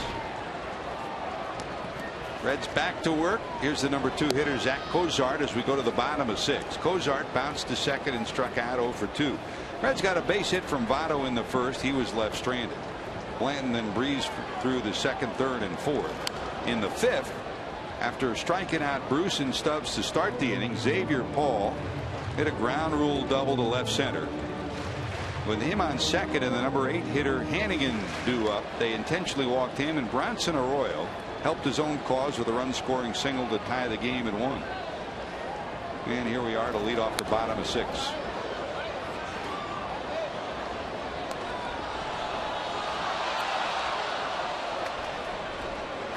You'll see him do that a lot in the dugout, in the outfield, just kind of swing to keep that left side muscle that he pulled loose. Setting up down and away is Ellis. Foul to the right side and out of play. Well, as long as he's doing that to keep it loose, that's one thing. If you're doing that to test it, that's another thing entirely. I doubt that he is. I imagine that they've taken extra precaution before they put Cozart back in there, because that oblique, I think everybody who's played baseball has probably had one at one time or another. That seems to be an injury that just lingers forever. Every time you sneeze, you seem like you re-injure it.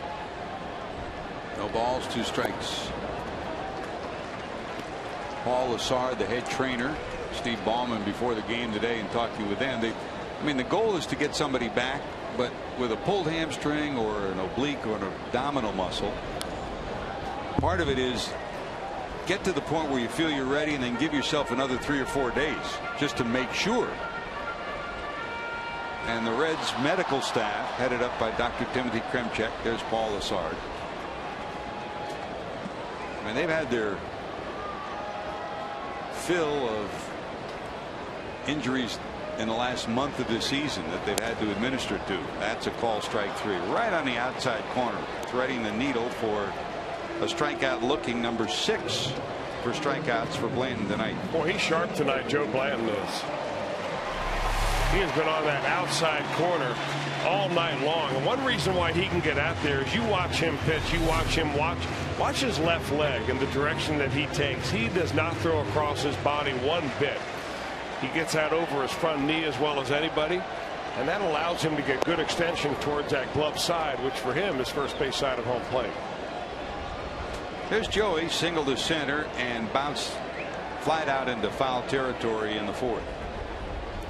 Setting up inside Ellis, down and in. Joe Blanton not only went to Kentucky, he was born in Nashville, but he was raised and went to Franklin Simpson High School way down there in Franklin County, Kentucky, right on the Tennessee border. And he's pitching tonight to A.J. Ellis, who went to high school right down there in Dunbar High School in Lexington. So a real bluegrass battery going on here for the Dodgers tonight.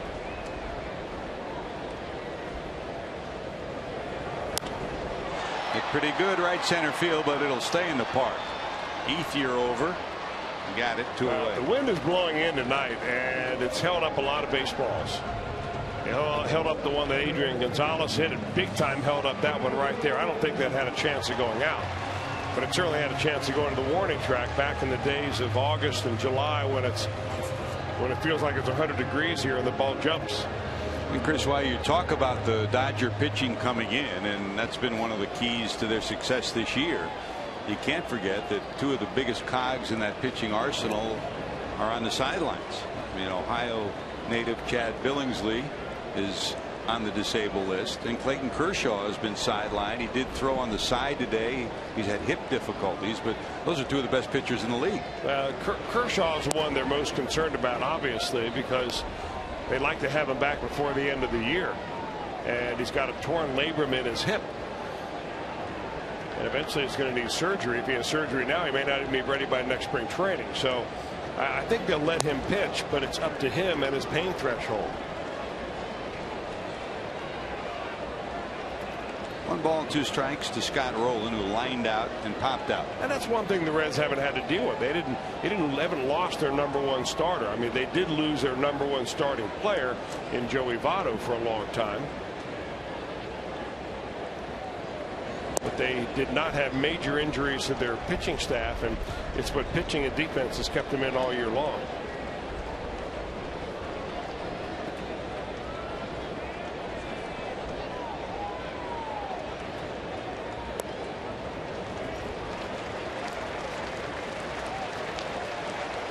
Full count, 3-2 away.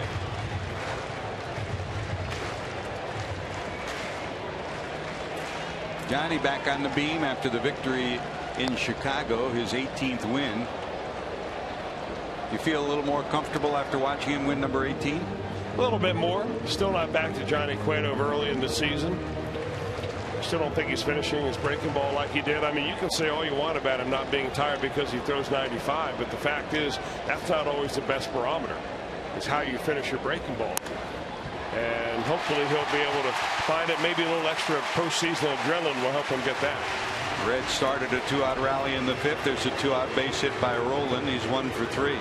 And don't forget, get ready for Reds action 30 minutes before every game with Reds Live, presented by Ray St. Clair Roofing on Fox Sports Ohio.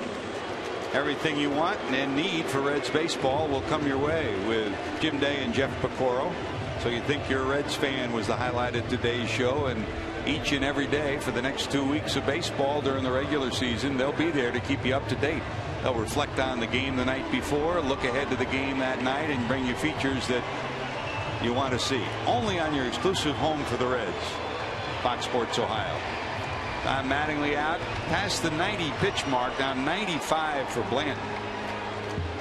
And that'll be it. So while the pitching change takes place, we'll take time out for these messages. You're watching Reds baseball on Fox Sports Ohio. Time for our Skyline Chili call to the bullpen.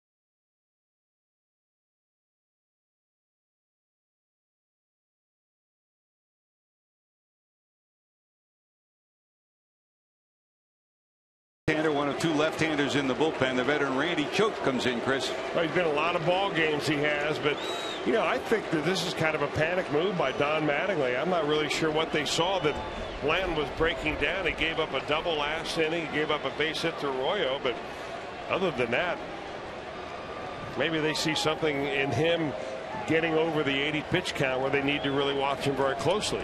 He exits. They bring in the lefty to face the lefty. He exits after 95 pitches. So here's Jay. Bounced out, struck out, 0 for 2.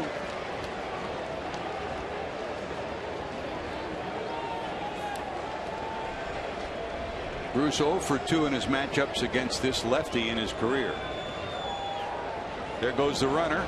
That's up high. The throw won't be nearly in time. A stolen base for Scott Rowland. Well, he didn't pay any attention to him, so it's not how much speed you got. Roland's 2 for 2 in stolen bases. Now he picked his pocket. Well, he did, and he's one of the best base runners on the team. No longer a real speedster, but he realized that Randy Choate wasn't even looking over there towards him. A very small lead by Roland to kind of put that pitcher at ease, and he goes on the first move, and a sneak attack puts him in scoring position with 2 outs. 2-0. Choate to the stretch. Hold it, timeout. The first base umpire calling time. That was before the pitch, so no pitch will be delivered. I don't know what they were calling. It was Gonzalez asking for time and waving for time, and the first base umpire was right with him. He said no pitch. That's Mike Muchlinski. He was waving well before the pitch was ever delivered. And I think the reason Gonzalez wanted timeout, he was looking into the dugout to ask Don Mattingly, where do you want me to play right here?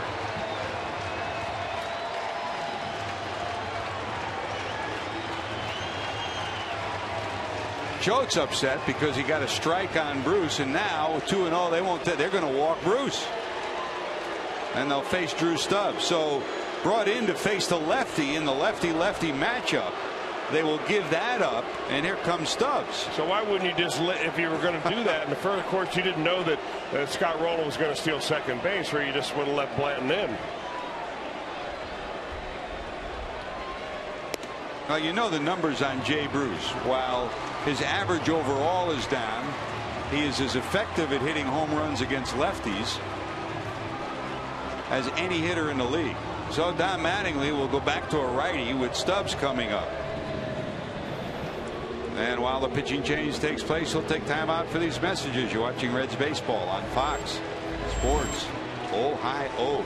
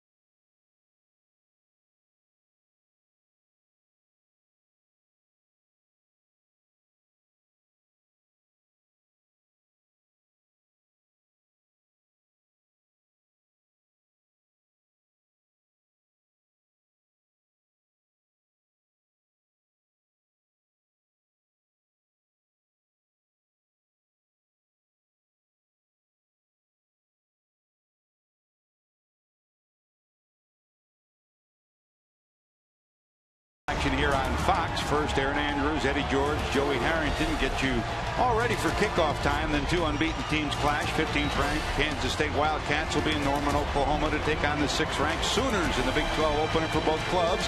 Coverage of Fox College football begins Saturday at 7 Eastern. Lefty lefty to righty righty, Chris. Well, Don Mattingly's playing here in the 6th inning like it's the 9th inning. And he's playing for one batter matchups. He brought in Choate, the left-hander, to face Jay Bruce. Here he's going to face Drew Stubbs with Sean Tollefson, a right-hander who holds right-handers to a very low batting average. I'm talking about in the 150s. That's up high. A 9-man bullpen for Don Mattingly in this expanded roster of September.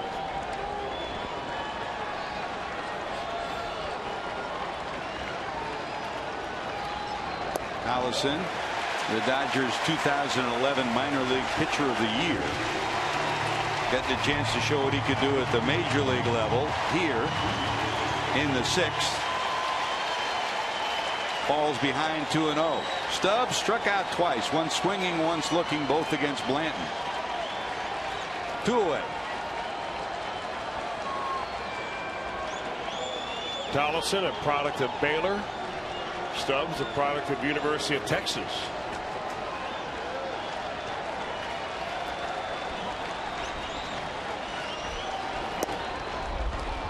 On the inside corner for a strike, 2-1. Boy, you got to, you know, if you're Drew Stubbs, at some point you've got to say, I'm going to be aggressive and I'm going to swing at a 2-0 pitch.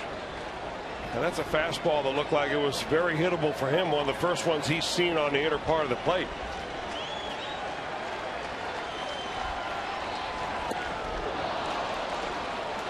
Two and two.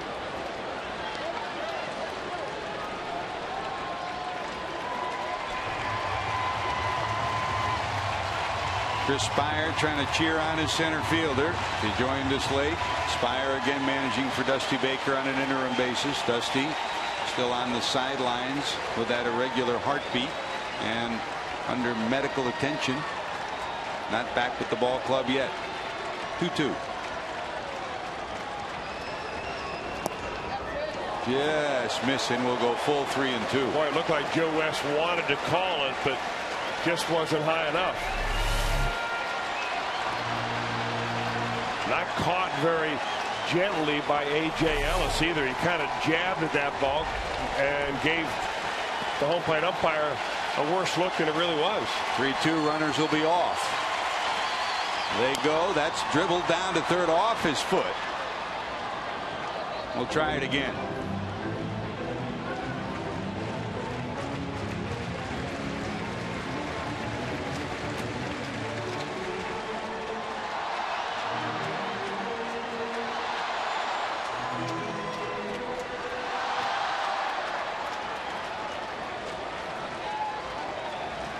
Scott Rowland singled, stole second. Jay Bruce walked intentionally, and here's Stubbs. All this happening with 2 away in the 6th. In the dirt, the bases will be loaded. And here comes Xavier Paul. So one intentional walk, one unintentional walk. And Don Mattingly talks to his pitching coach, Rick Honeycutt. Let's take a look at this at bat. Mazda pitch by pitch, and it doesn't seem like Sean Tollefson can even throw a strike in here to Jay Bruce. Finally throws a 2-0 fastball at the knees. Stubbs then swings at that pitch up and in. It's 2-2, now 3-2. He fouls one off his foot and bounces one in the dirt for ball 4. That one never even close to being a strike, and Drew Stubbs works a walk to load the bases.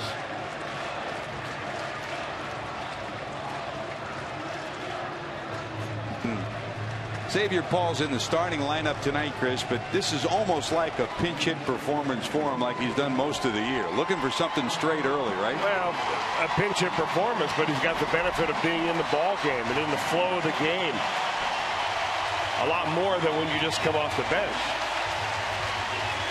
He's got to know that Tollefson just walked that batter on a breaking ball in the dirt. And he's got to be betting fastball first pitch right here. If you joined us late, Cubs in 11 beat the Cardinals this afternoon. The Reds' magic number down to 1. We are 1-1 here. And they're on their feet. They're up again at Great American Ballpark. Bases loaded, 2 away. Foul back, strike 1. Xavier got the rally going last inning after Bruce and Stubbs struck out. He hit a fly ball to the warning track in left center that hopped over the wall for a ground rule double. And then scored on a base hit by Bronson Arroyo after they intentionally walked Hannigan. So let's see if the intentional walk comes back to bite the Dodgers again here an inning later. Strike 1 to Xavier Paul.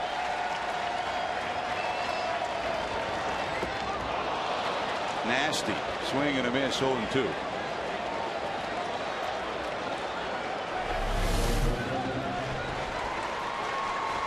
Just a biting slider right there that he throws hard enough to keep you honest. A little bit over anxious right there for Xavier.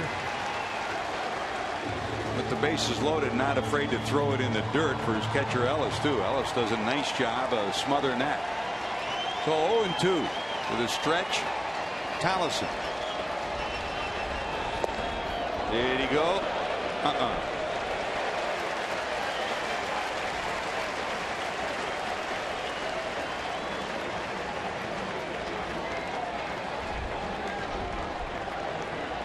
Jamie Wright has now gotten up in the pen for the Dodgers as well. They've already used 3 pitchers in the inning. Blanton, then Choate, now Tallison.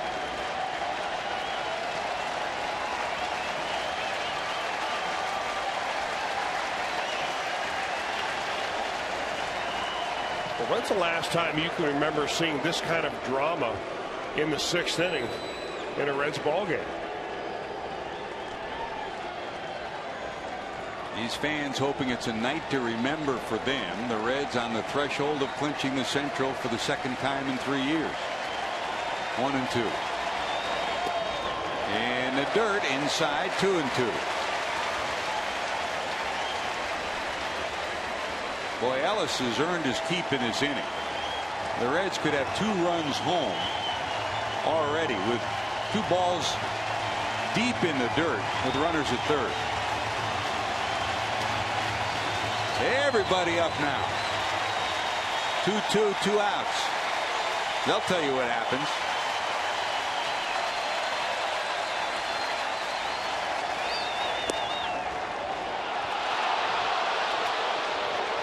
A collective groan as Tallison strikes out Paul. Joe West decides that battle, and we remain tied at 1 going to the 7th.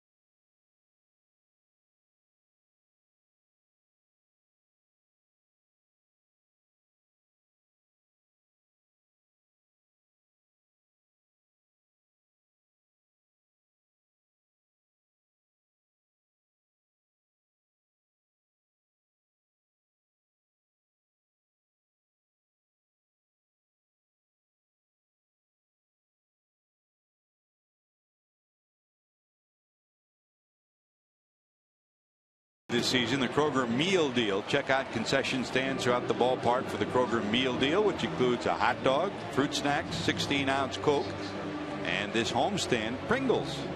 Everything pops with Pringles. Get the Kroger meal deal on your next trip to Great American Ballpark. Well, the Reds strand 3 more. They have left 7 on base through 6. So Blanton's day is done. 5 2/3. He allows the 1 run on the base hit by Arroyo. 95 pitches, 62 for strikes. Allowing the Reds 4 hits in the 5 2/3 inning. Struck out 6 and walked 1, which was intentional. Here's Cruz, singled and popped up. Rivera and Ellis due to follow.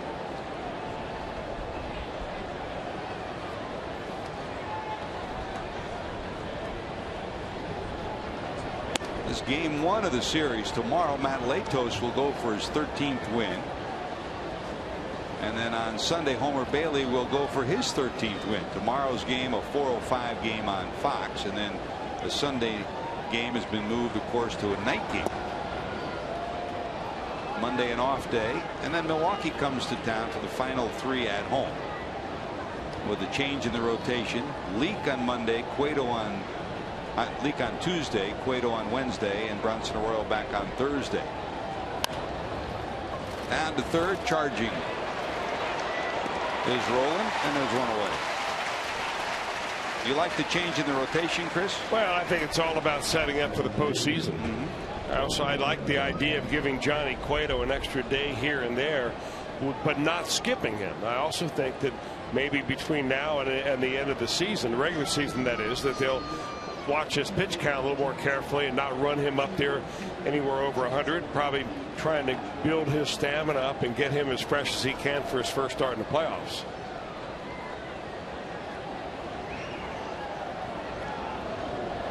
Look out. That clipped Rivera, and he'll head down to first.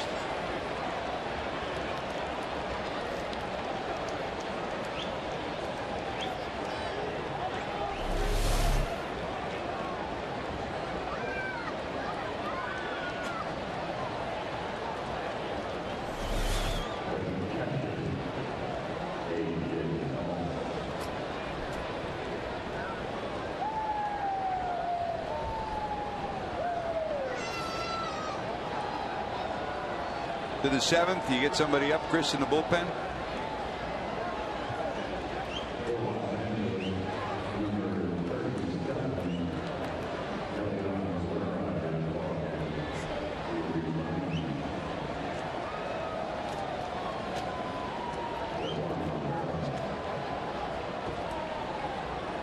When Bronson's run into trouble, more often than not, it's been in 7 or 8. The Reds scurrying around, but nobody up as yet in the bullpen. Here's Ellis, bounced out, lined out, 0 for 2.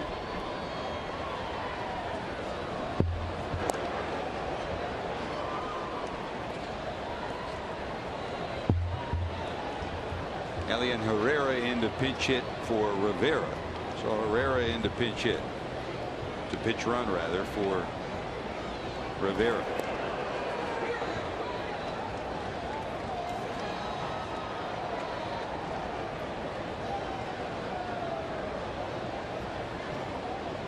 Since coming up, he's stolen 4 of 6.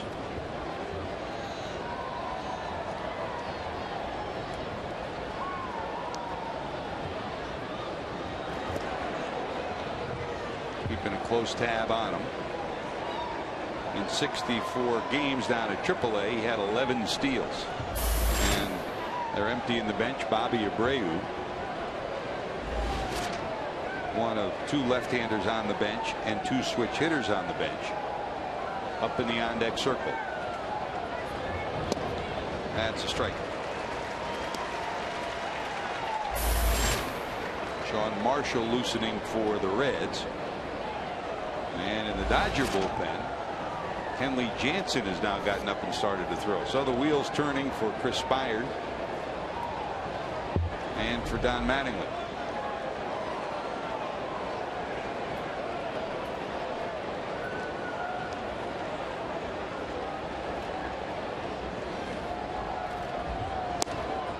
Missing on the outside corner. Sent out happy birthday wishes for this Sunday to Tom Stratman from Milford. He'll be 65 years old, and what makes him very special is he's the father of Lori Watt. Of course, Lori runs our broadcast department here at the Reds, takes care of all the little details, and we wish Tom very happy birthday. We got a special one in Lori. Does a great job. 1 ball, 1 strike, 1 out. Runner not going. Down to short. 1 at second. 6-4. Yes, sir.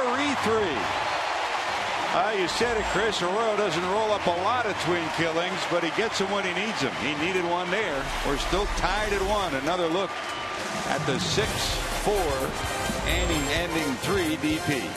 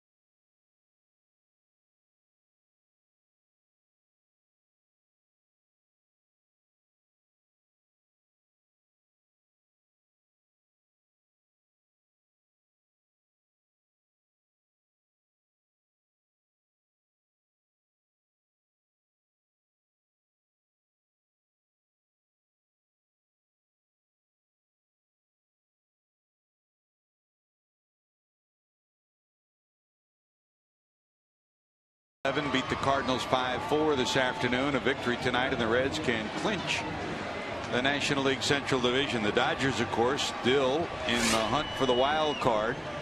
The Subway sub prize on the line for the National League wild card. Here are the standings.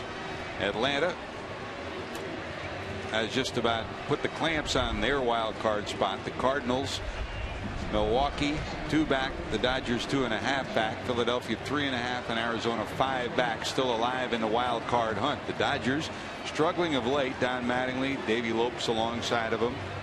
They've lost 10 of their last 14, and Donnie admitted it, saying you never say you want it or need a sweep, but we need a sweep against the Reds. That's the goal that he has coming in here. And then Herrera will stay in the game in left for Rivera. And on the mound, Kenley Jansen. And Chris, we talk about Dusty Baker out with an irregular heartbeat, and put this guy on the same list. So it doesn't have to be a veteran manager. It could be a young right-hander too. He made his first appearance this past week since August, after also experiencing an irregular heartbeat. He's been money in the bank. 25 of 31 saves, 80% on the season. So big number 74 going to work. Well, he's usually a guy that gives the opposing hitters an irregular heartbeat. With the way that he strikes them out. In fact, in this ballpark tonight, you've got 2 of the best strikeout pitchers in all of baseball. In Aroldis Chapman and Kenley Jansen out of the bullpen as far as strikeouts per 9 innings. And Aroldis is back in the bullpen tonight. He threw a bullpen session in Chicago. Also threw an abbreviated session today, and while we don't know what the final decision was, there was a possibility that he might be ready to go tonight. So we'll see as this one unfolds. On that strikeout per 9 inning list, Craig Kimbrell is number 1 of the Atlanta Braves with more than 16 per inning. Chapman is number 2 with nearly 16, and a little down the list, number 5 is Kenley Jansen. Jansen's right around 13.5. All of those numbers off the charts. And all those numbers, of course, belong to relievers, because they come in, pitch 1 inning, they throw as hard as they can, and more often than not, they're going to get a. What's going on here now?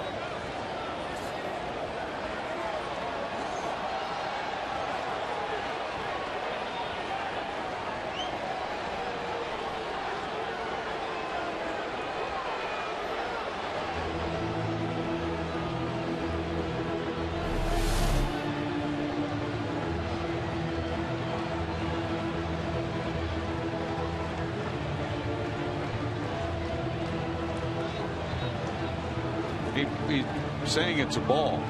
He's calling a ball. And either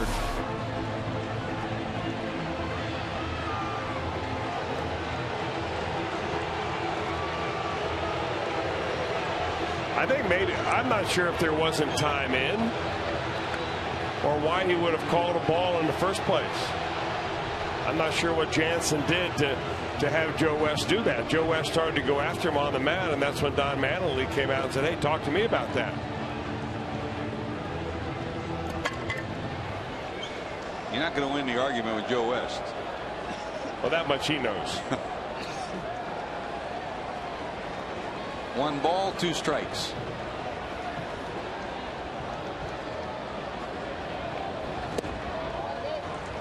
And now it's 2-2. Bottom of 7. Jansen, the 4th pitcher of the night, following Blanton, who went 5 2/3. Choate, who walked the only batter he faced, and Tollison, who walked the batter and struck out the final out of the 6th inning.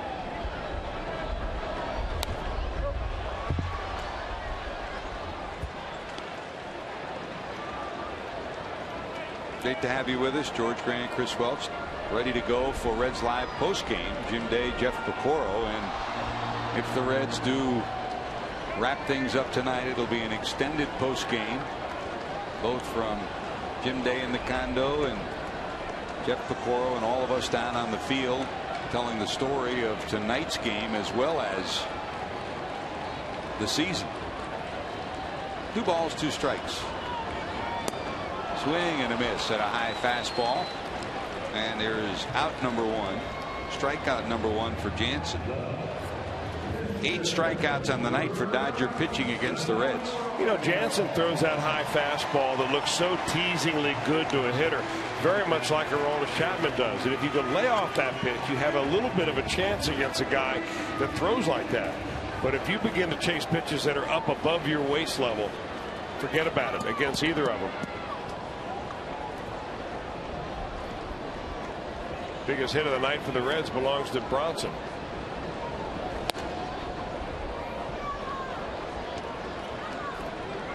If you weren't with us in the 5th, Bruce and Stubbs struck out. Xavier Paul had a ground rule double. He was sitting at second, and with the 8th batter Hannigan up, they intentionally walked him, and with 2 outs, Bronson Arroyo singled to left to chase home the tying run. And we're tied at 1. A run, 4 hits for the Reds, a run, 5 hits for the Dodgers. Throwing strikes so far is Jansen, 0-2.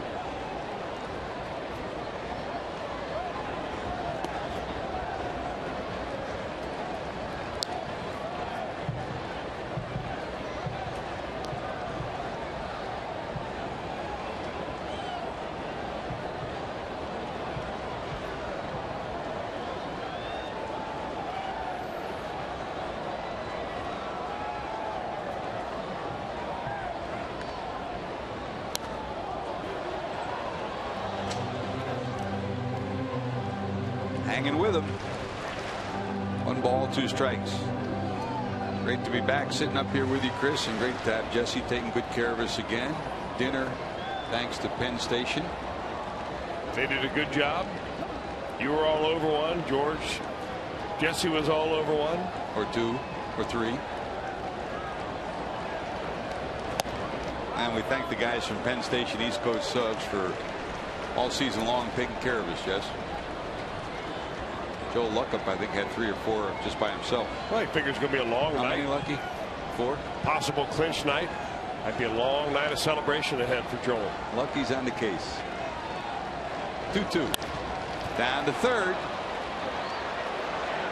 Cruz across. And there's 2 away. Hey, tonight's Ohio Lottery Mega Millions jackpot is worth $12 million. Drawing is 11 o'clock tonight, so you got about an hour and a half to get your ticket. Hope you have a winner tonight in the Ohio Lottery. And thanks again to all the guys and girls who helped to make our job fun night after night here at Great American Ballpark. Our producer tonight, Josh Hall. Hunterman's back. Our director, Brian Hunterman. Lauren White dialing up some graphics for you, and Ziggy, Matt Sigafus, dialing up some highlights for us on this night as usual.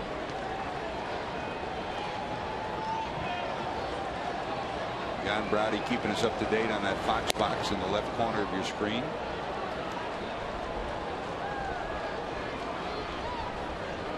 Thanks to everybody who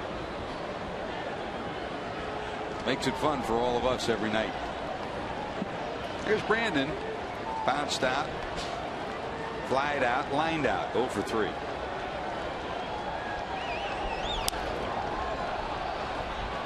Soft pop up to short. Hanley Ramirez there. He'll squeeze it. The Reds go 1-2-3 in inning number 7. To the 8th we go. Still tied at 1.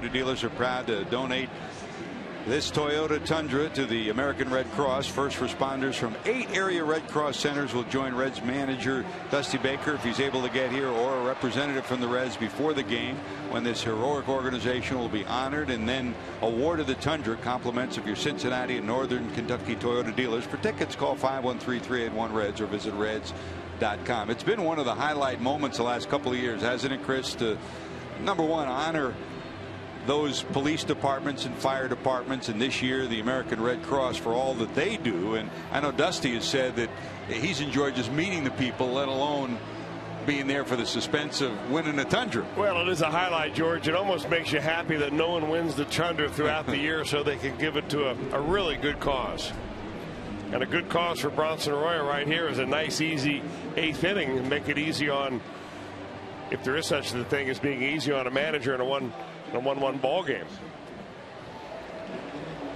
At least keep them right in it. Well, here's 77 pitches so far for Arroyo.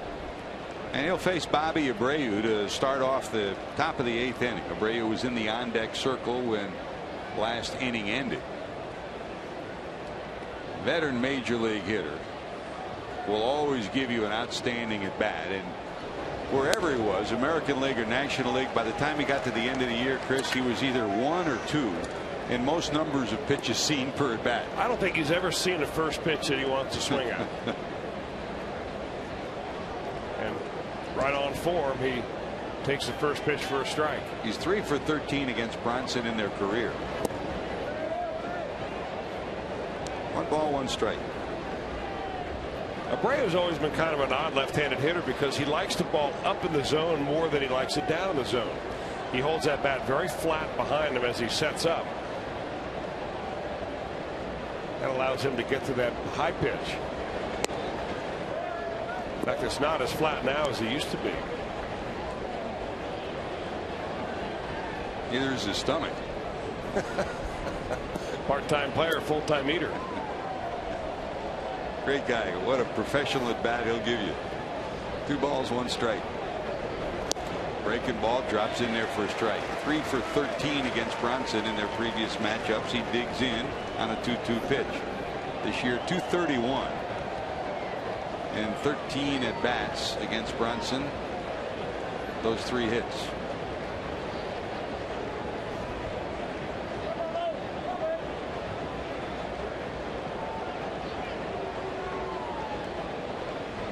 Setting up inside is Hannigan. The right field. Back is Bruce. Got it. Boy, he can still get the bat around on that inside pitch.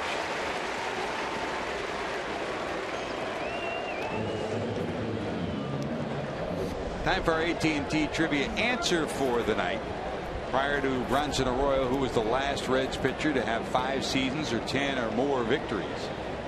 Were we close? Jose Rio. We're close. 1 over the 3.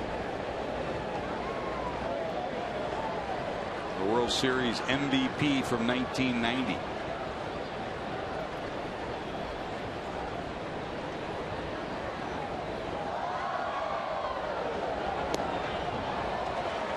That's a strike to the leadoff hitter Mark Ellis. Bounced out, robbed of a hit on a nice play by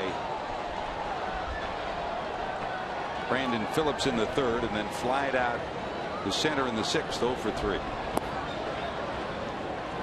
35,397 as the crowd is built as the night progressed tonight. Sensing and hoping that the Reds could bring home the bacon on this night. A magic number 1. Cozart. 2 away.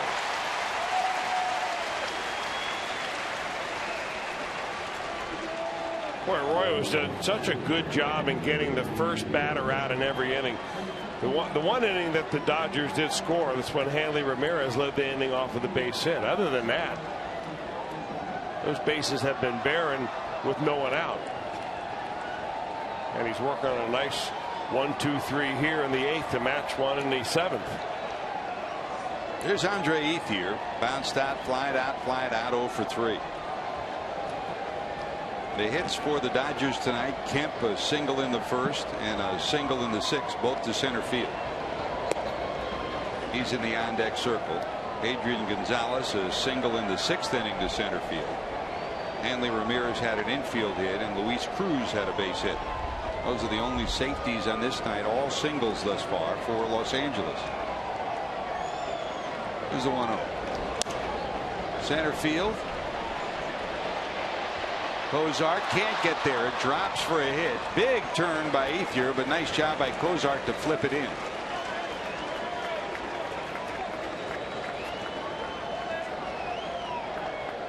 I think the wind is playing havoc out there on balls that go up in the air. We've seen some balls that have been hit hard that have been really held up. That ball probably tailed a little bit towards left field on Cozart. Of course, when you're running after it back to home plate, it's a kind of a do or die play anyhow. But he extends the inning, Ethier does, for a very dangerous hitter. And the hitter who coming into tonight had more success than anybody else in this lineup against Bronson, and that's continued. He's 2 for 3 tonight. And coming in, he was at .409 against Bronson. Yeah, you can tell a good hitter sometimes by not looking at the bat. Look how much pine tar that Matt Kemp has on that. Now, a lot of players don't even have a bat long enough to put that much pine tar on it. They break it. Got him. This should get him. Sky to center. Under it is Stubbs. Got it. Boy, what 8 great innings Bronson Arroyo's put together. Can Cozart, Votto, and Roland put together a run?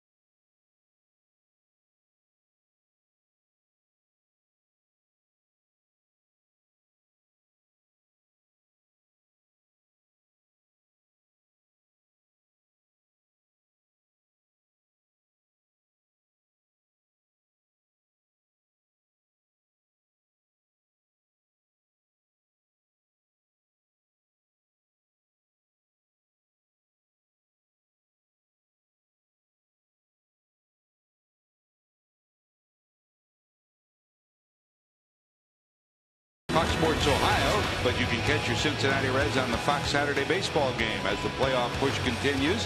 For the Dodgers and the Reds, Joey Votto and the Central Division leading Reds take on Adrian Gonzalez and the Dodgers. Fox Saturday baseball presented by MasterCard begins at 3:30 Eastern on Fox.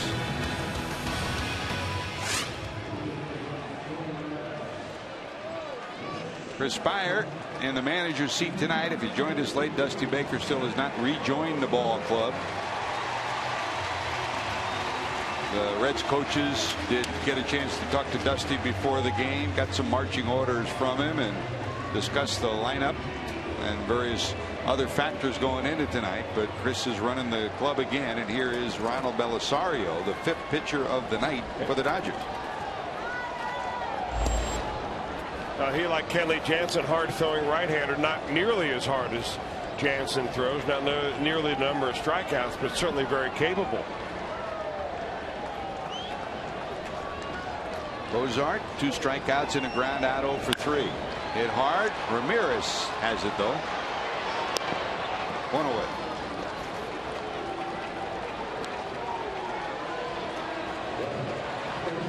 Here in the 8th, here comes Joey.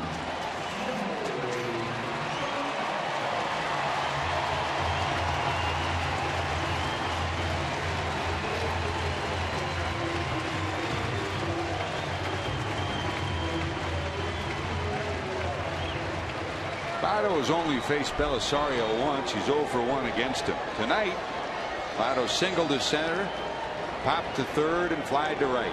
From the stretch is Belisario in a 1-1 game. On the outside corner for a strike. Scott Rowland on deck.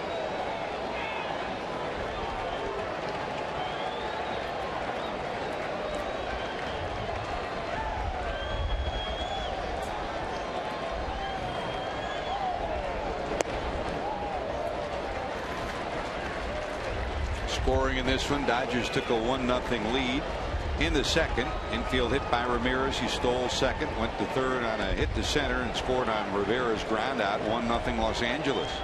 With 2 outs in the fifth, double by Paul, intentional walk to Hannigan, single by Arroyo, tied it in 1.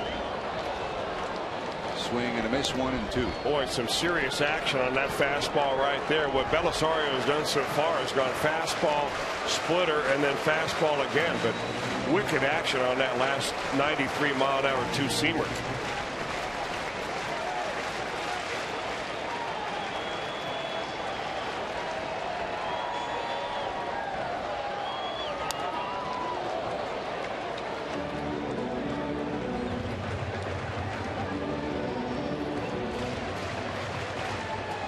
For the game tonight, both Matt Kemp and Joey Votto talking about the same thing, getting their timing back after a season that's been interrupted for both of them by injuries. Joey's still a work in progress at that timing. Here's the 1-2. Down the left field line and out of play. Now, what Joey hasn't shown yet, he has shown some timing. I mean, after all, he's on a pretty good hitting streak right now. But what he hasn't shown is that drive out of his legs that allows him to launch the ball opposite field to leave the ballpark.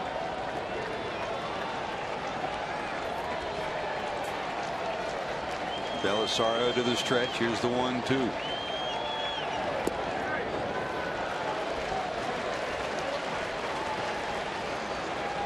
Some serious sink on that 95-mile-an-hour fastball. The action, there's no question. That time they mixed it up a little bit. They wanted to come inside. 2-2. Rowland waits on deck. Coming down there with a slider. And he got it. Strikeout 1 for Belisario. Strikeout 9 for Dodger pitching against the Reds tonight.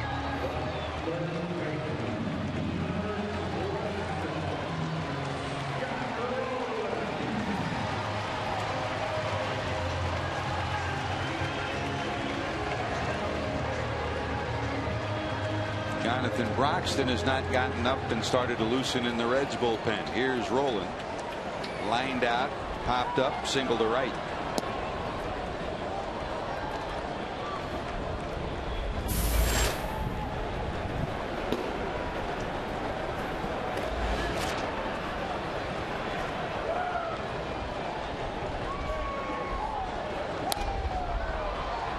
Flared to the right side and out of play, 0-2. Cubs in 11 beat the Cardinals 5-4 this afternoon. In the ninth, Washington leads Milwaukee 2-1. In the fourth,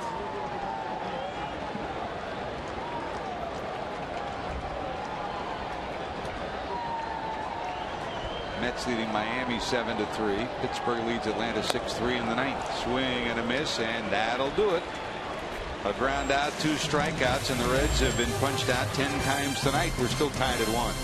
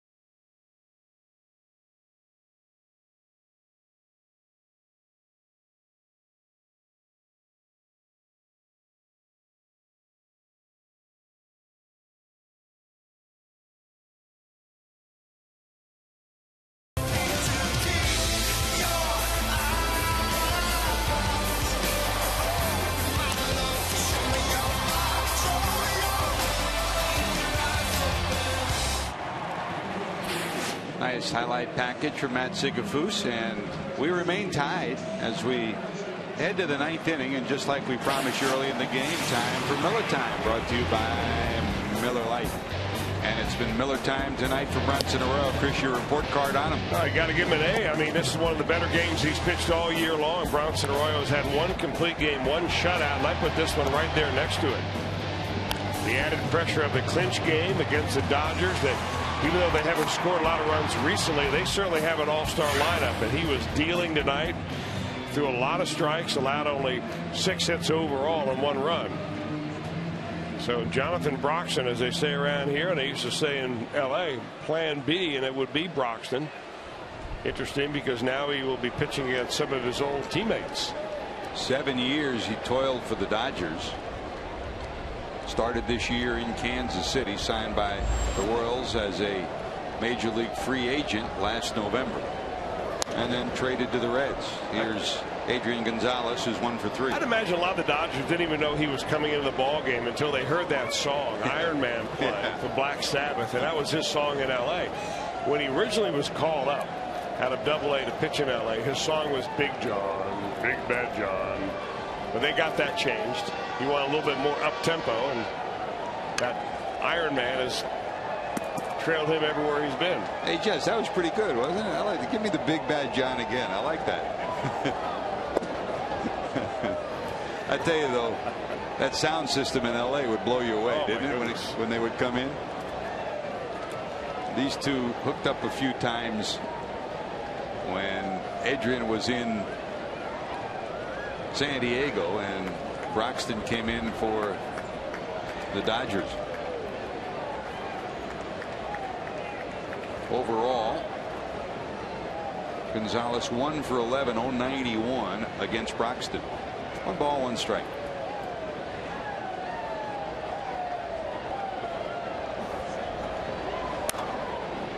Loop to left, curving, and it'll be in the seats. 1 ball, 2 strikes. So Arroyo pitches brilliantly tonight, but the Reds struggle to get runs, and the only run they got is thanks to Bronson Arroyo, an RBI. Don Mattingly has seen his team struggle all month long as they've lost 10 of 14. They're trying to hang in there in the wild card hunt. Chris Byers trying to get his club to clinch the division championship with a win tonight. 1-2.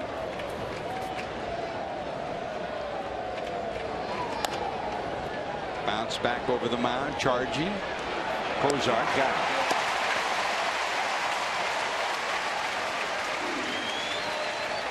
One away in the ninth.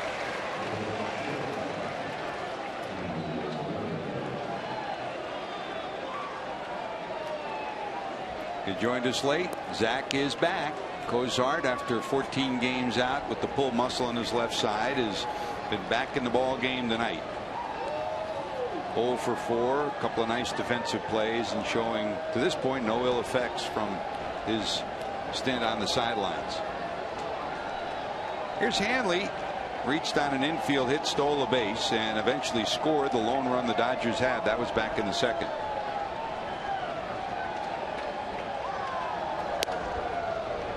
Just a little high for a ball.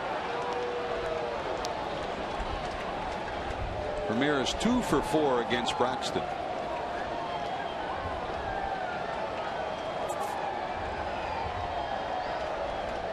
He's the closest thing to the big rig since we've had since Ron Vallone, huh? I think he is. In fact, he might make the big rig look small. A solidly built young man. I mean, there are a lot of players out there in baseball that don't want to be listed, even if they are 300 pounds. They don't want to be listed at 300. I'm not sure what they list CC Sabathia at, but he's got to be pushing. You're not right? kidding. You're They've not never kidding. listed him at that. No. With Jonathan Broxton, put it on down. 1 ball, 1 strike.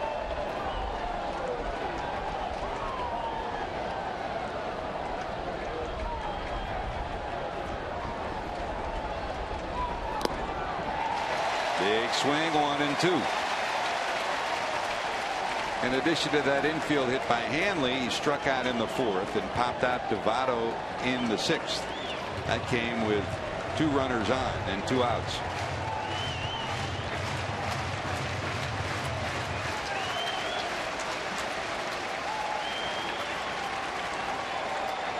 Hitting coach Brooke Jacoby next to the acting manager Chris Spire tonight. Line drive caught. We've seen that all year, Chris. Chris Spire has moved Joey Votto well off the line with right-handed batters, and more often than not, it's resulted in a play like that. Well, you're seeing more and more teams do that, George. They just make judgments on their defense based on defensive charts put up by scouts, by interns who've watched hundreds and hundreds of games to find out where guys hit balls, and they break it down to certain counts. And more teams do that. The Reds do it as much as anybody, and that's one reason why a lot of people think that it's going to be a long time before you see another 400 hitter. The defenses are just placed better. Here's Luis Cruz. Single, popped up, and grounded out. You've been in here game in and game out, and we've seen it over the last few years. The defensive positioning for the Reds has gotten better and better and better. That's a combination. It's not just one person or one philosophy. It starts with the scouting reports of Sean Pender, continues with the information system that the Reds have come up with, and the video chronicling of opponents. Well, remember 2010, the Reds clinched with number 32 in a big swing. Guess what? Who's leading off as we go to the bottom of 9, tied at 1? Number 32.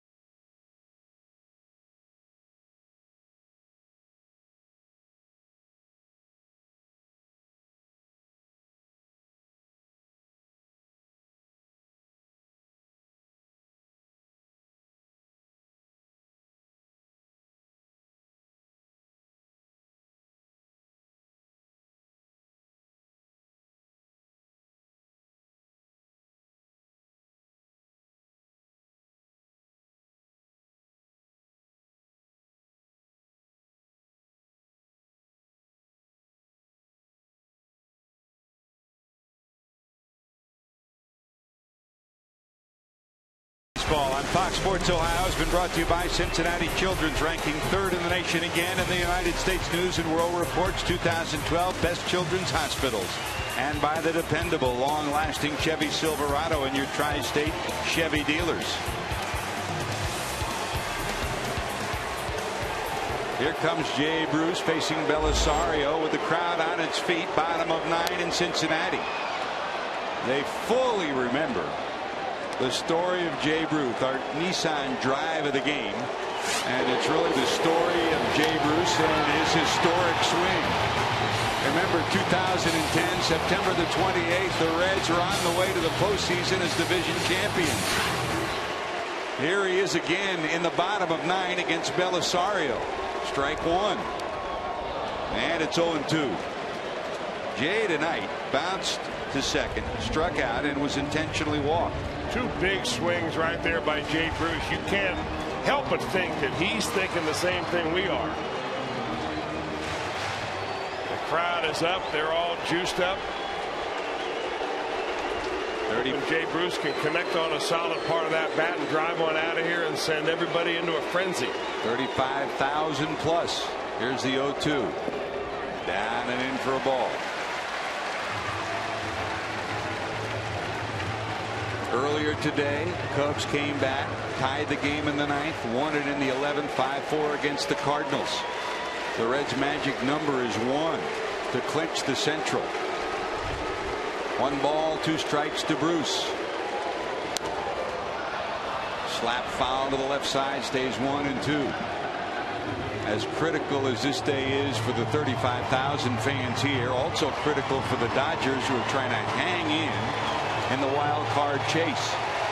They've lost 10 of 14 and sustained a couple of daggers from the Washington Nationals on the road in this trip.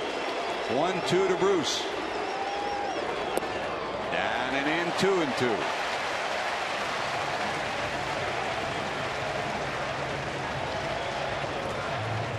When Bruce hit that homer in 2010, he became the 5th player to hit a walk-off home run to clinch a postseason berth.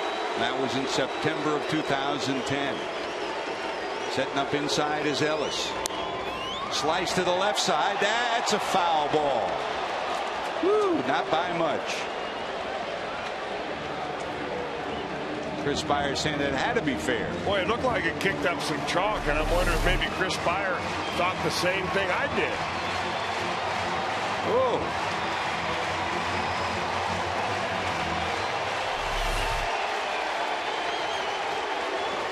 Chris to the top of the steps, but not coming out to argue. 2-2 to Bruce. Bottom of 9, the leadoff hitter. Belisario to the stretch. Got him. Well, history won't repeat itself in the 9th as Jay strikes out. That's Belisario's 3rd strikeout in the 4 batters he's faced. Well, that is an amazing pitch that Belisario threw right there to Jay Bruce. At 95 miles an hour, normally the ball goes fairly straight. But watch the sinking action on this pitch.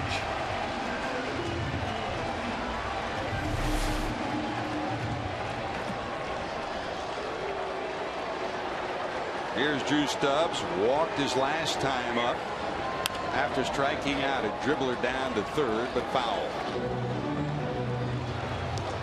He's the Reds' best stolen base threat, so just get on. Well, they're not exactly taking the run away from him. Luis Cruz, the 3rd base, is at least 3 or 4 steps behind the bag.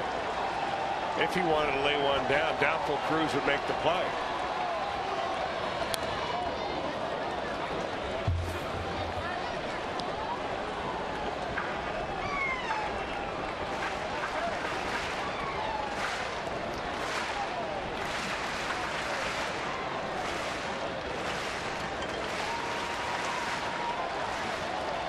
Been on their feet this whole 9th inning. Here's the 0-2.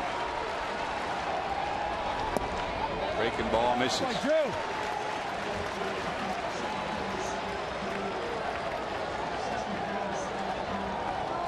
In Washington, the Brewers have come back. They now lead Washington 3-2 in the top of the 9th. Boy, they've had some late game heroics, haven't they? Boy. Ellis sets up away. That just misses.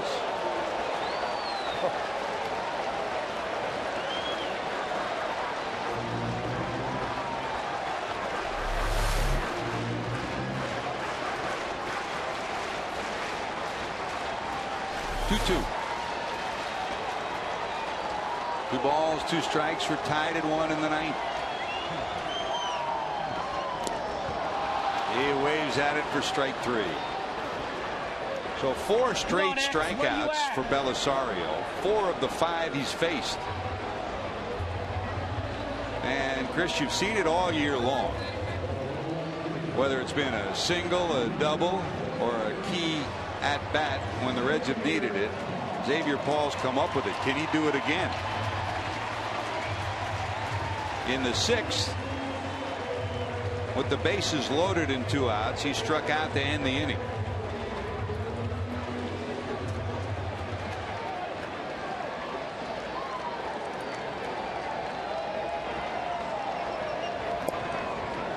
Slider misses.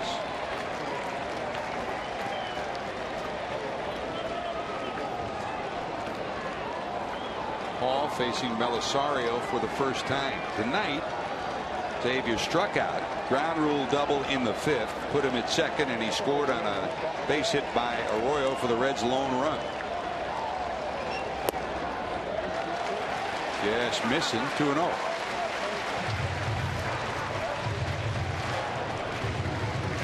Xavier Paul is one who you don't expect to be cheated. 2-0. Well, he's not really a home run hitter, but he gets a ball on the inner part of the plate. He's got a chance to poke one out of here. I doubt if Belisario is going to give him a pitch on the inner part of the plate here, not with the way his fastball runs away.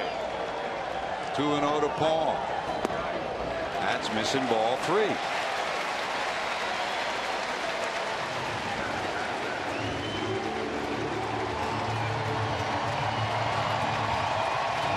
Seven pitches in his 2 innings of work so far for big number 51.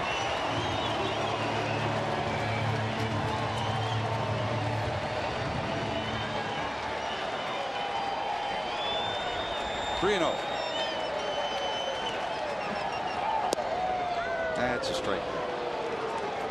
Ryan Hannigan on deck for the Reds.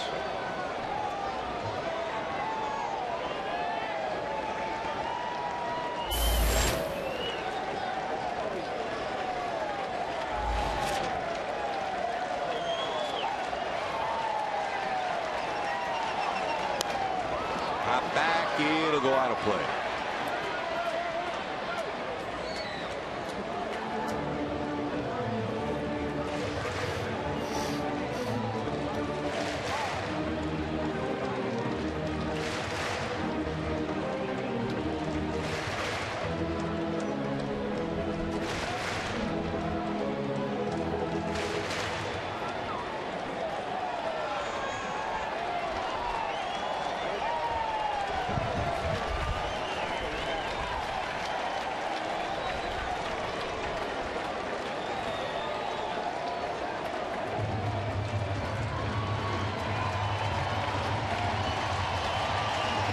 Still on their feet, this crowd of 35,000 getting back into this 3-2, 2-out at bat for Xavier Paul.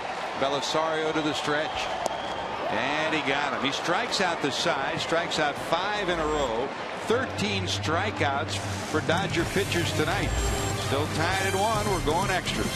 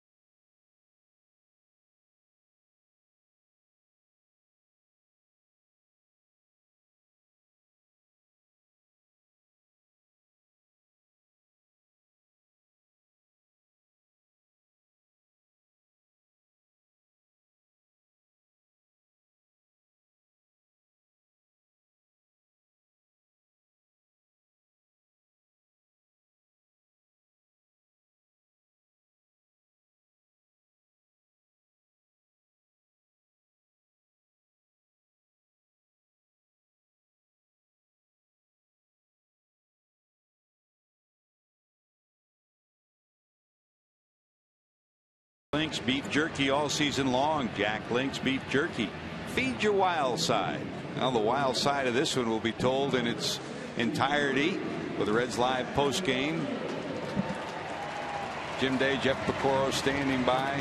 Kent Dreamweaver will be dialing up the story of this night of baseball in Cincinnati. In extra innings, the Reds 1 game over 500, 7-6, and the Dodgers had an even 500. Here's Sam LeCure, who will take over, Chris. Well, this is game number 45 for Sam LeCure, the most he's ever pitched in a Major League season, although his innings aren't up there anywhere near what they were last year.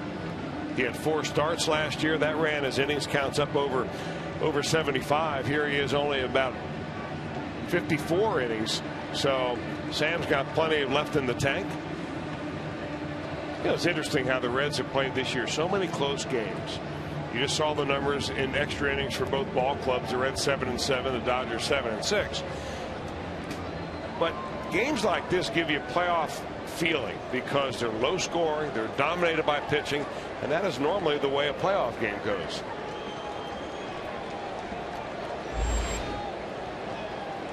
Elian Herrera will lead it off. He came in for Rivera to pinch run back in the 7th. Pretty good bunter, and he shows bunt, takes the breaking ball in for a strike.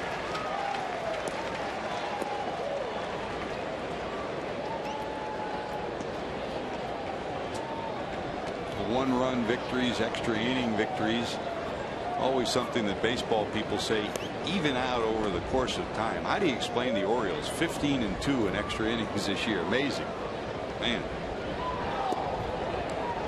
It certainly got them into the thick of that American League pennant chase. It really has, and there are a lot of people around baseball that say, well, you're lucky in those one-run games to have a big record like that, and most teams are right around 500. 1 ball, 1 strike. Rolling 3 steps in on the grass with Herrera at the plate.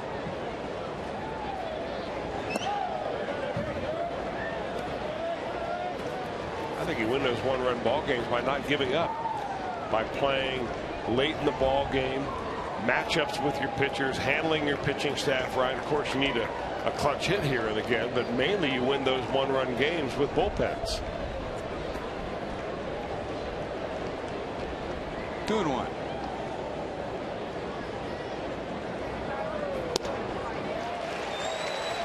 Rowland drops back. Not almost a normal third base, even with the left-hander up. As you can see, Herrera is making contact probably to the left side. 2-2.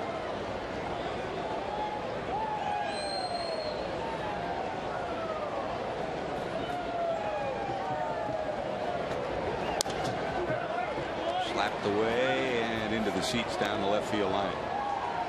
Herrera, born in the Dominican Republic, San Pedro de Macorís.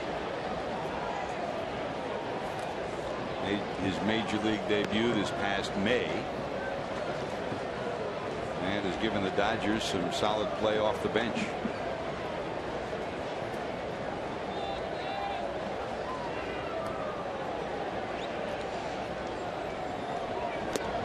Did that get him?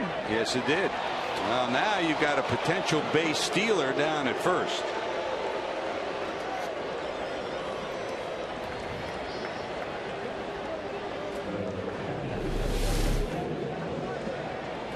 Or Sam LeCure just trying to come in there, maybe buy the next pitch as a strike going away, get Herrera off the plate. I'm not sure how Joe West saw that ball clip him, but maybe he heard something. I do not think that Don Mattingly would ever risk a stolen base right here. The Reds simply don't give him up. Sam LeCure is very tight. He shuts the running game down. I'm thinking about a bunt. Here's Ellis with nobody out, showing bunt. Yeah, moving way up in the batter's box. He's serious about it.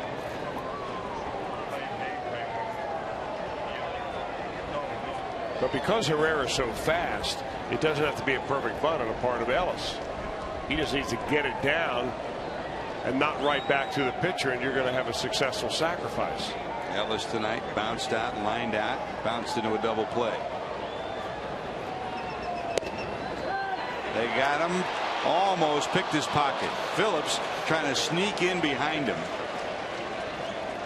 And Hannigan's throw is perfect, but alertly Davey Lopes, you're not going to catch him sleeping down there. Well, that's one of the things, you know, you go over in the scouting report before a series begins, and I guarantee you that as much as Carl Lowenstein has seen the Reds, and he's seen the Reds play a lot this year, I'm talking about nearly every game, and he's one of the top scouts for the Dodgers. He's written that down time and time again over the years, that play right there is a preset play with Brandon Phillips on the run, specifically designed to pick the runner off first.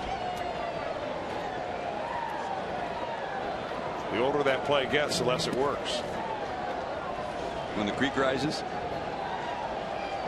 Short lead for Herrera this time. Here's the strike one delivery. The cure to the stretch. Fouled off 0-2. Now, if you're Don Mattingly, do you keep the bunt on? Ellis steps out, takes a look at Wallach, the third base coach. Boy, not good form there at all by A.J. Ellis. He just kind of jabbed at the ball. That's the kind of thing that you got to figure your manager's thinking, holy Moses. You got a guy in the 8th spot in the batting order. He's laid down 4 sacrifices on the season this year, Ellis has.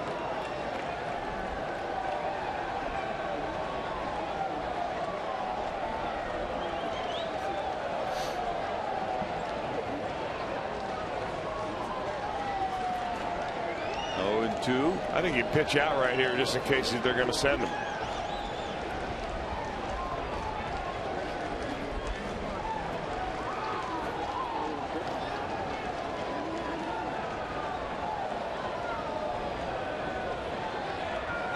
Showing bunt. Get it down. Votto will go to second. And not in time. We've seen Joey Votto make that play an awful lot, but the difference maker in this play is the speed of Elian Herrera. He sees it down. It's a big hop. He's got good speed, Herrera does, and he just outruns that play. That's a play that Votto, maybe if he makes a perfect throw, you've got him. But even if he does, I'm not so sure that you're going to get your runner at second base.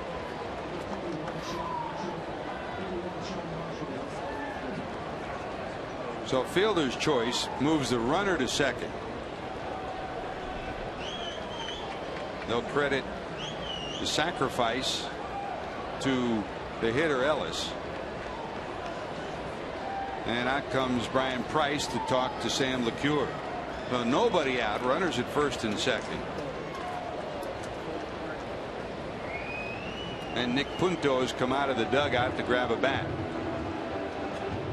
And Punto, of those on the bench, maybe the best bunter on this Dodger team.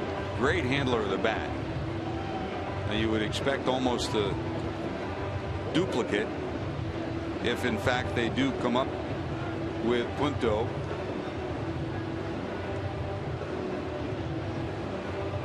Well, he has had years, and he spent most of his career playing for the Minnesota Twins. He has had years, Punto that is, where he's laid down as many as 13 sacrifices in a season in the American League.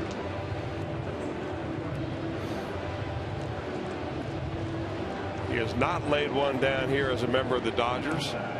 Came over in that trade with Boston. I think you're right. The Reds may have a defensive play here, but again, the problem is you've got a very speedy runner at second base. That's no catcher running out there. So Punto hits for Belisario in the 9th spot. And Rolen looking for a bunt down at third. Votto down at first. Great speed at second in Herrera. That's the run that means the most in a 1-1 ball game here in the 10th. And Ellis down at first.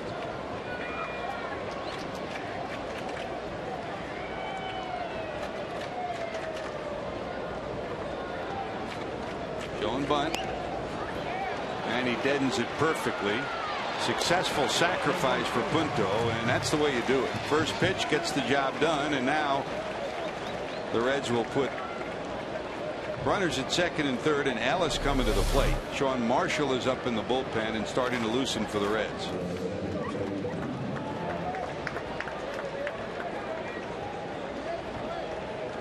Does all the little things, doesn't he, Chris? Well, that's one reason why he's been around since 2001 as a major league player. Well, here's Ellis. Bounced out 3 times and flied out 0 for 4.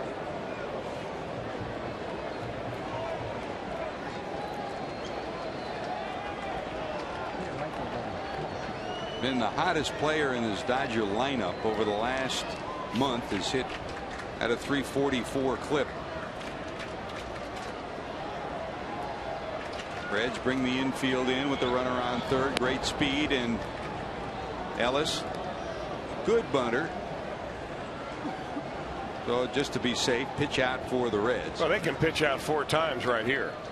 They've got the base open at first base. If they really think that they've sniffed something out, that's the way they could run their intentional walk.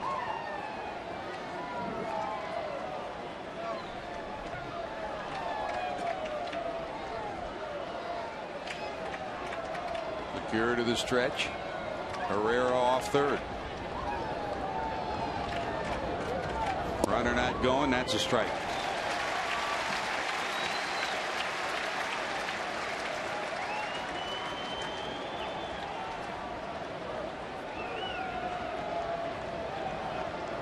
Ellis with runners in scoring position this year, 185.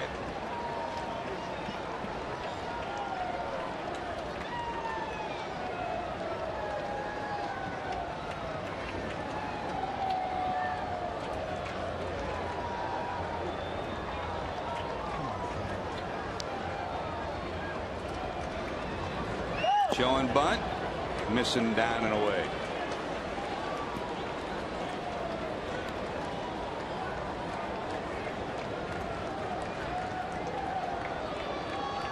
Wallach rolls through his signs again. Ellis and Herrera, and Wallach leans in and talks to Herrera off the third base bag. Spire flashes his signs from the bench. Second and third, 1 out.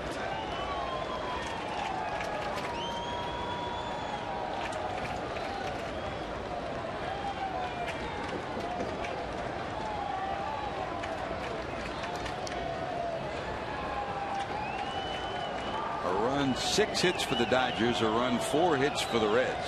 Dodgers got their run in the second. Reds got their run in the 5th. Bronson Arroyo, if you joined us late, pitched brilliantly. 8 innings, 6 hits, 1 run. Blanton pitched well too. Neither figures in this decision, and Hannigan wants to make sure everybody's on the same page, so they'll call the infielders in. Hannigan out to talk to his pitcher and the infielders.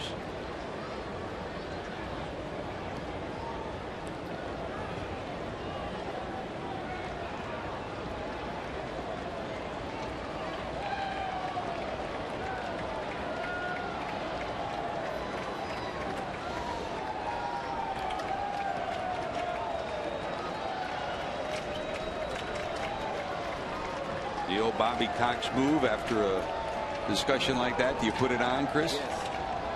I don't put it on with the base open. Knowing Chris Spire and his penchant for pitching out. Yes, I did. I think it's just a good old-fashioned pitch around. The Reds have nothing to lose right here. In fact, that was one of Chris Spire's options from the very get-go, is to go ahead and walk Ellis. The problem with walking Ellis is you bring up Ethier, Kemp, and Gonzalez. At this point in the order, you'd rather not do that. But if you're a 3-1 count, I can't see him getting anything good to hit here.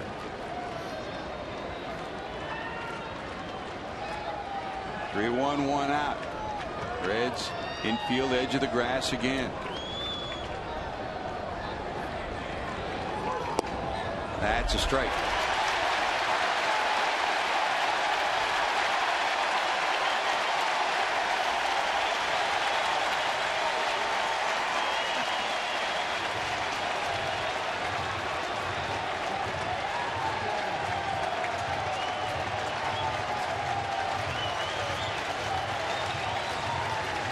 Full count with 1 away. 35,000 plus, hoping for not offense this time, defense, as they're all getting up again.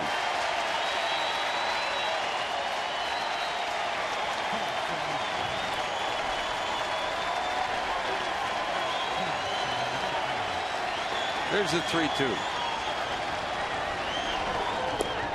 That's ball 4. So they'll be loaded with 2, 3, and 4 scheduled up. Here comes Ethier tonight, 1 for 4.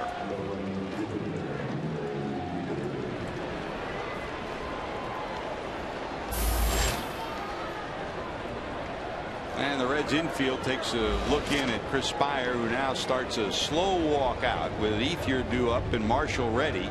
You expect him to be in. And out comes Chris Heisey. So Heisey will head to left in a double switch with the pitcher spot due up second in the bottom of the inning.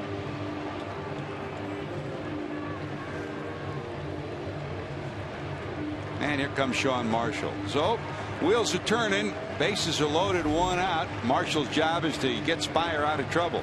Back after this.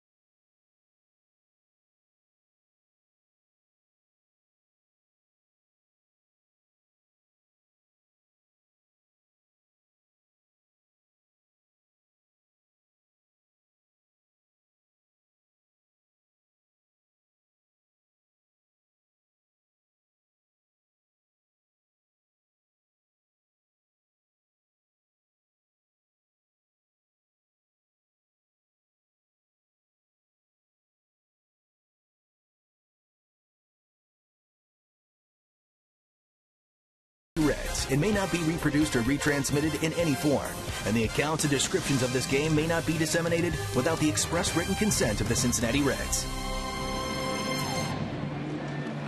Oh, this has been a cliffhanger all night long. The Reds and the Dodgers tied at 1. If you joined us late, Dusty Baker once again not with the ball club tonight after that irregular heartbeat problem that started in Chicago. Chris Spire managing the game. The Dodgers scored a run on a ground out back in the second after an infield hit by Hanley Ramirez. The Reds tied it on a base hit by Bronson Arroyo following a double by Xavier Paul in the fifth. That's the only scoring. Arroyo pitched brilliantly, 8 innings, 6 hits, 1 run. Blanton 5 2/3 of 4 hits and 1 run. It's a bullpen game, and now the heavy loading falls on the shoulders of Sean Marshall. Double switch with Heisey entering the game in the 9th spot, Marshall in the 7th spot. Tough jam for number 51, Chris. Well, the Reds need a strikeout or a double play ball, and Sean Marshall is capable of both. He strikes out a lot of batters, Marshall does. This year, 71 in 57 innings. He also gets 71% ground balls out there. Combine that with Ethier, who's a ground ball hitter, and you got a chance at double play ball. Swing and fouled off. The Reds, with 1 out, move the infield back at double play depth. So they'll take the chance that Ethier will either be struck out by Marshall or they can coax a ground ball out of this fly ball hitter. Ethier tonight 1 for 4, singled his last time up in the 8th inning. That was against Bronson Arroyo. Marshall, one of 3 lefties the Reds had. To his stretch. Base is loaded. 1 out. Fastball in on the hands. He's using his fastball more and more as he gets deeper into the season.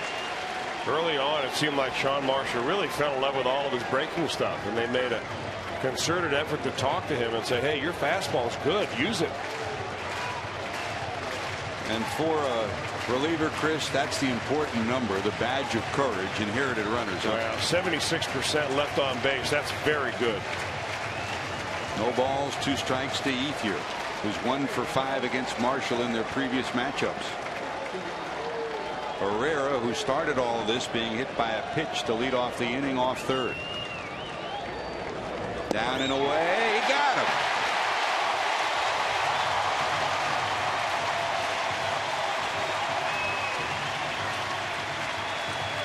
If there's such a thing as being blown away by a breaking ball, you just saw it.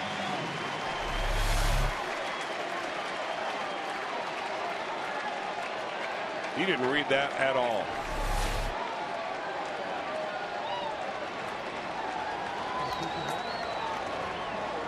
So they get Ethier, and here is the toughest guy in the lineup for the Reds over the course of the last 3 years. That's Matt Kemp. Kemp, another 2-hit night tonight, 2 for 4. Singled in the first, singled in the sixth, bounced out in the third, and flied to the warning track in center in the eighth. Facing Marshall. Kemp 2 for 8 and a homer against Marshall in their matchups. Bases loaded, 2 outs in the 10th. Herrera walked, was hit by a pitch rather. Ellis reached on a fielder's choice. Punto sacrificed, and Ellis walked.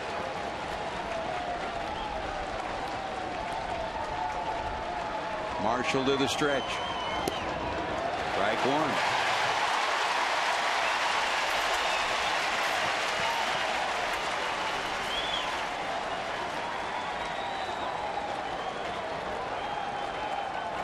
Chris Spire, brilliant defensive strategist, outstanding bench coach, managed of course in the minor leagues in the Arizona organization for 4 years at the AAA level.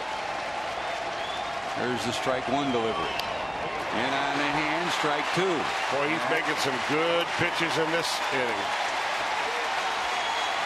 And they're on their feet again. Just ties him up with that slider inside. The only place he could hit that was in the Dodger dugout.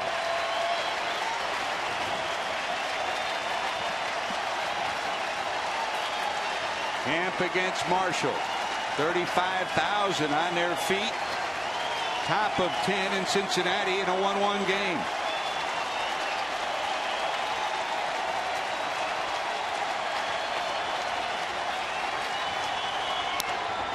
Blooped into right. That's going to drop for a hit. 1 run scores. They send the runner, and 2 will score, and the Dodgers take a 3-1 lead.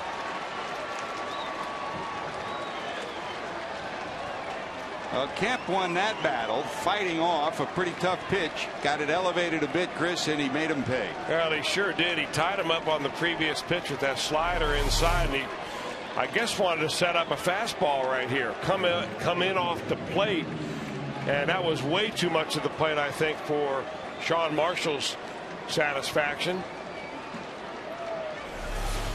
Kemp did that earlier against Bronson Arroyo on a 2-strike count. Flipped that ball into center field, and he does it again. That gives you a little bit of an idea how good Matt Kemp is and why his batting average is where it is every year. Because just because you have him down 2 strikes, you don't have him. Runs batted in, number 59 and 60 for Kemp on the year. His 3rd hit of the night.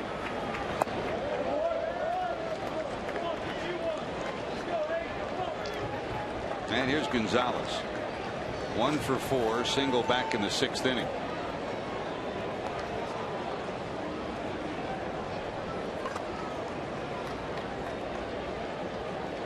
Gonzalez in his career 1 for 8 against Marshall.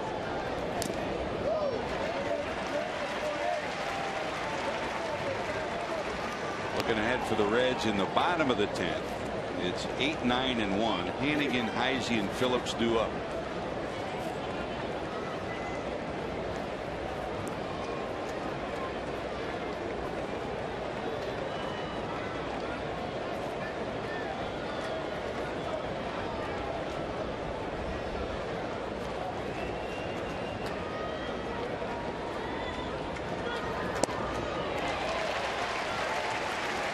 Way out in front, 1 and 2.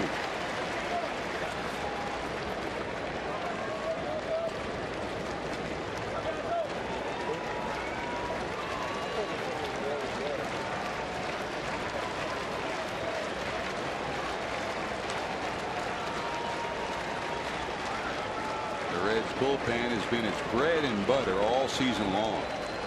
But here in the 10th, a hit batter, a walk, and a base hit have given the Dodgers the lead. Now we're 2-2 with 2 away and runners at first and second.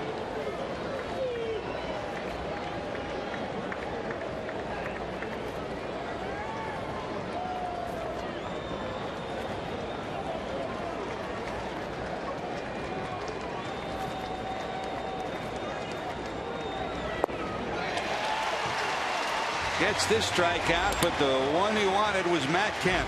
Kent single to right. Gives the Dodgers a 3-1 lead. Hannigan's up when we return.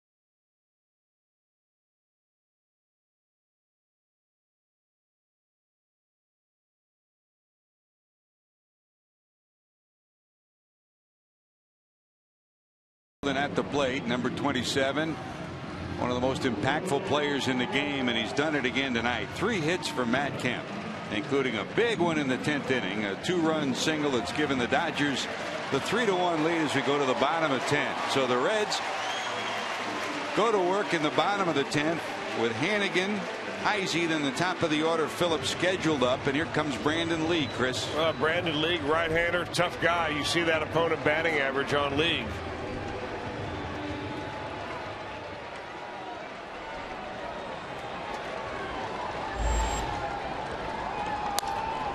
Hannigan dribbles this one down to first. Gonzalez will scoop it up and tap the bag. There's quickly 1 away in the 10th. And here comes Heisey.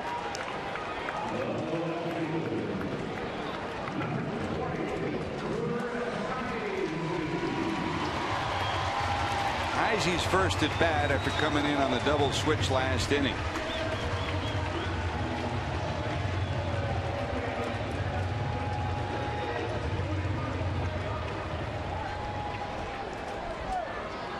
Spire hoping for some late lightning from this Reds bench, and this team that has put together a remarkable season to date. Their magic number sitting at 1 after the 11th inning win by the Cubs over the Cardinals today. Tomorrow it'll be Matt Latos for the Reds in the 4 o'clock game against Stephen Fife, and on Sunday Homer Bailey against Aaron Harang, the former Red. Off day on Monday, and then Milwaukee comes to town for the final 3 home games of the regular season. Boy, are they playing some hot baseball. Whew. Milwaukee has now won 6 in a row. After their win over Washington tonight, they pulled now within 1.5 games of the Cardinals in that wild card for the number 2 slot. Final 4-2. The Brew Crew added another in the 9th to win it over Washington 4-2. The Dodgers hold on tonight. They will be within 2. 3-1. Reds need base runners. That's a strike. 3-2.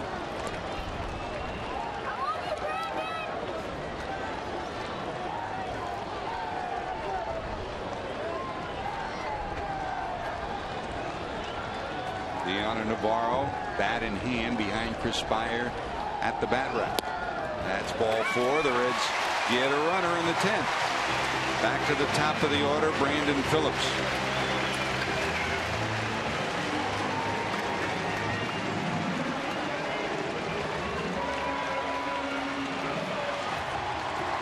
Not many of the Reds have faced League a lot. Phillips 0 for 3. Against him, comes to the plate. Brandon tonight hit a hard ground ball down to third, was retired, flied to right, lined to center, then popped to short.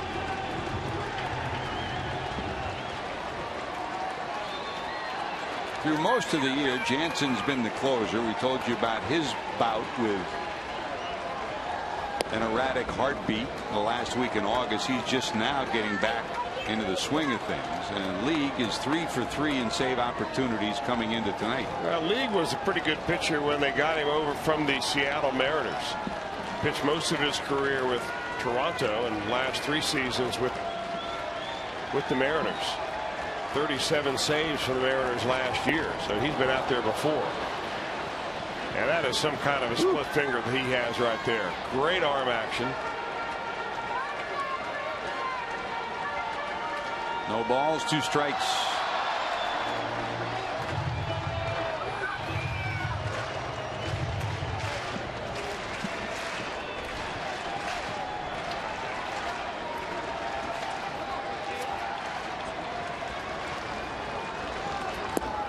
He got him. Phillips disposed of in 3 straight. 2 away in the 10th. And here comes Cozart's spot, and Deanna Navarro will come in to pinch hit for him. The switch hitter Navarro to the plate. One of a few Reds that has faced League.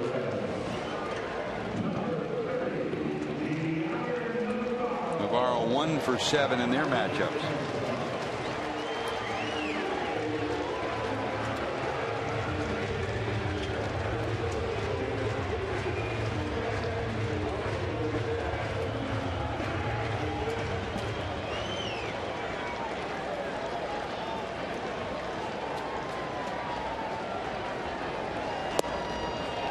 Nobody holding Heisey on. He'll take second, and there's ball 1. Deanna, in his brief playing time with the Reds, has come up with a couple of key hits. A big double off the wall here on the last homestand.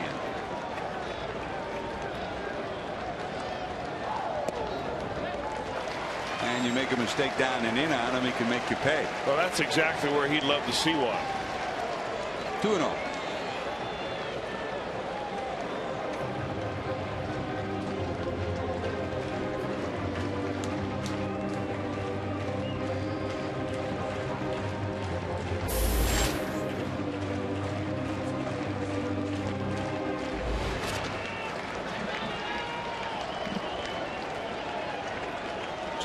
To the Reds pinch hitter. To the stretches League. Down and in again.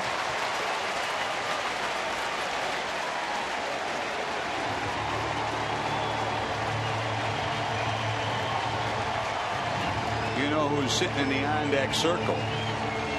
Reds fans around this ballpark sure do. Keep the line moving, as Jerry Narron used to say. Find a way to get Joey Votto to the plate. That's a strike. 3-1.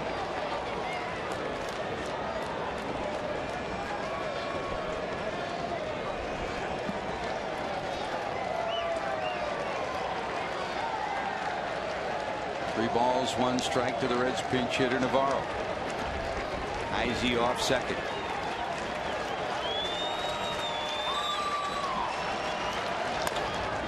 High hopper, glove by the first baseman Gonzalez, and that'll do it.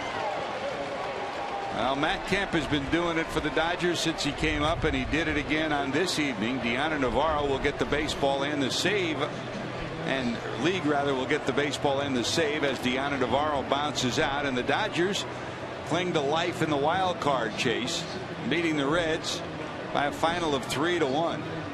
Kemp has done it to the Reds more often than not of late, Chris. Well, he has done it to the Reds, George, and he did it tonight. He just flipped that ball into right field with a 2-strike count on him to put the Dodgers up. It looks like the Reds were going to wiggle their way out of that jam, but our John Morrell hot dog player of the game, a 2-strike count, and there is Matt Kemp flipping that ball into right. Good for 2 runs for the Dodgers, and that's the deciding runs in this ball game.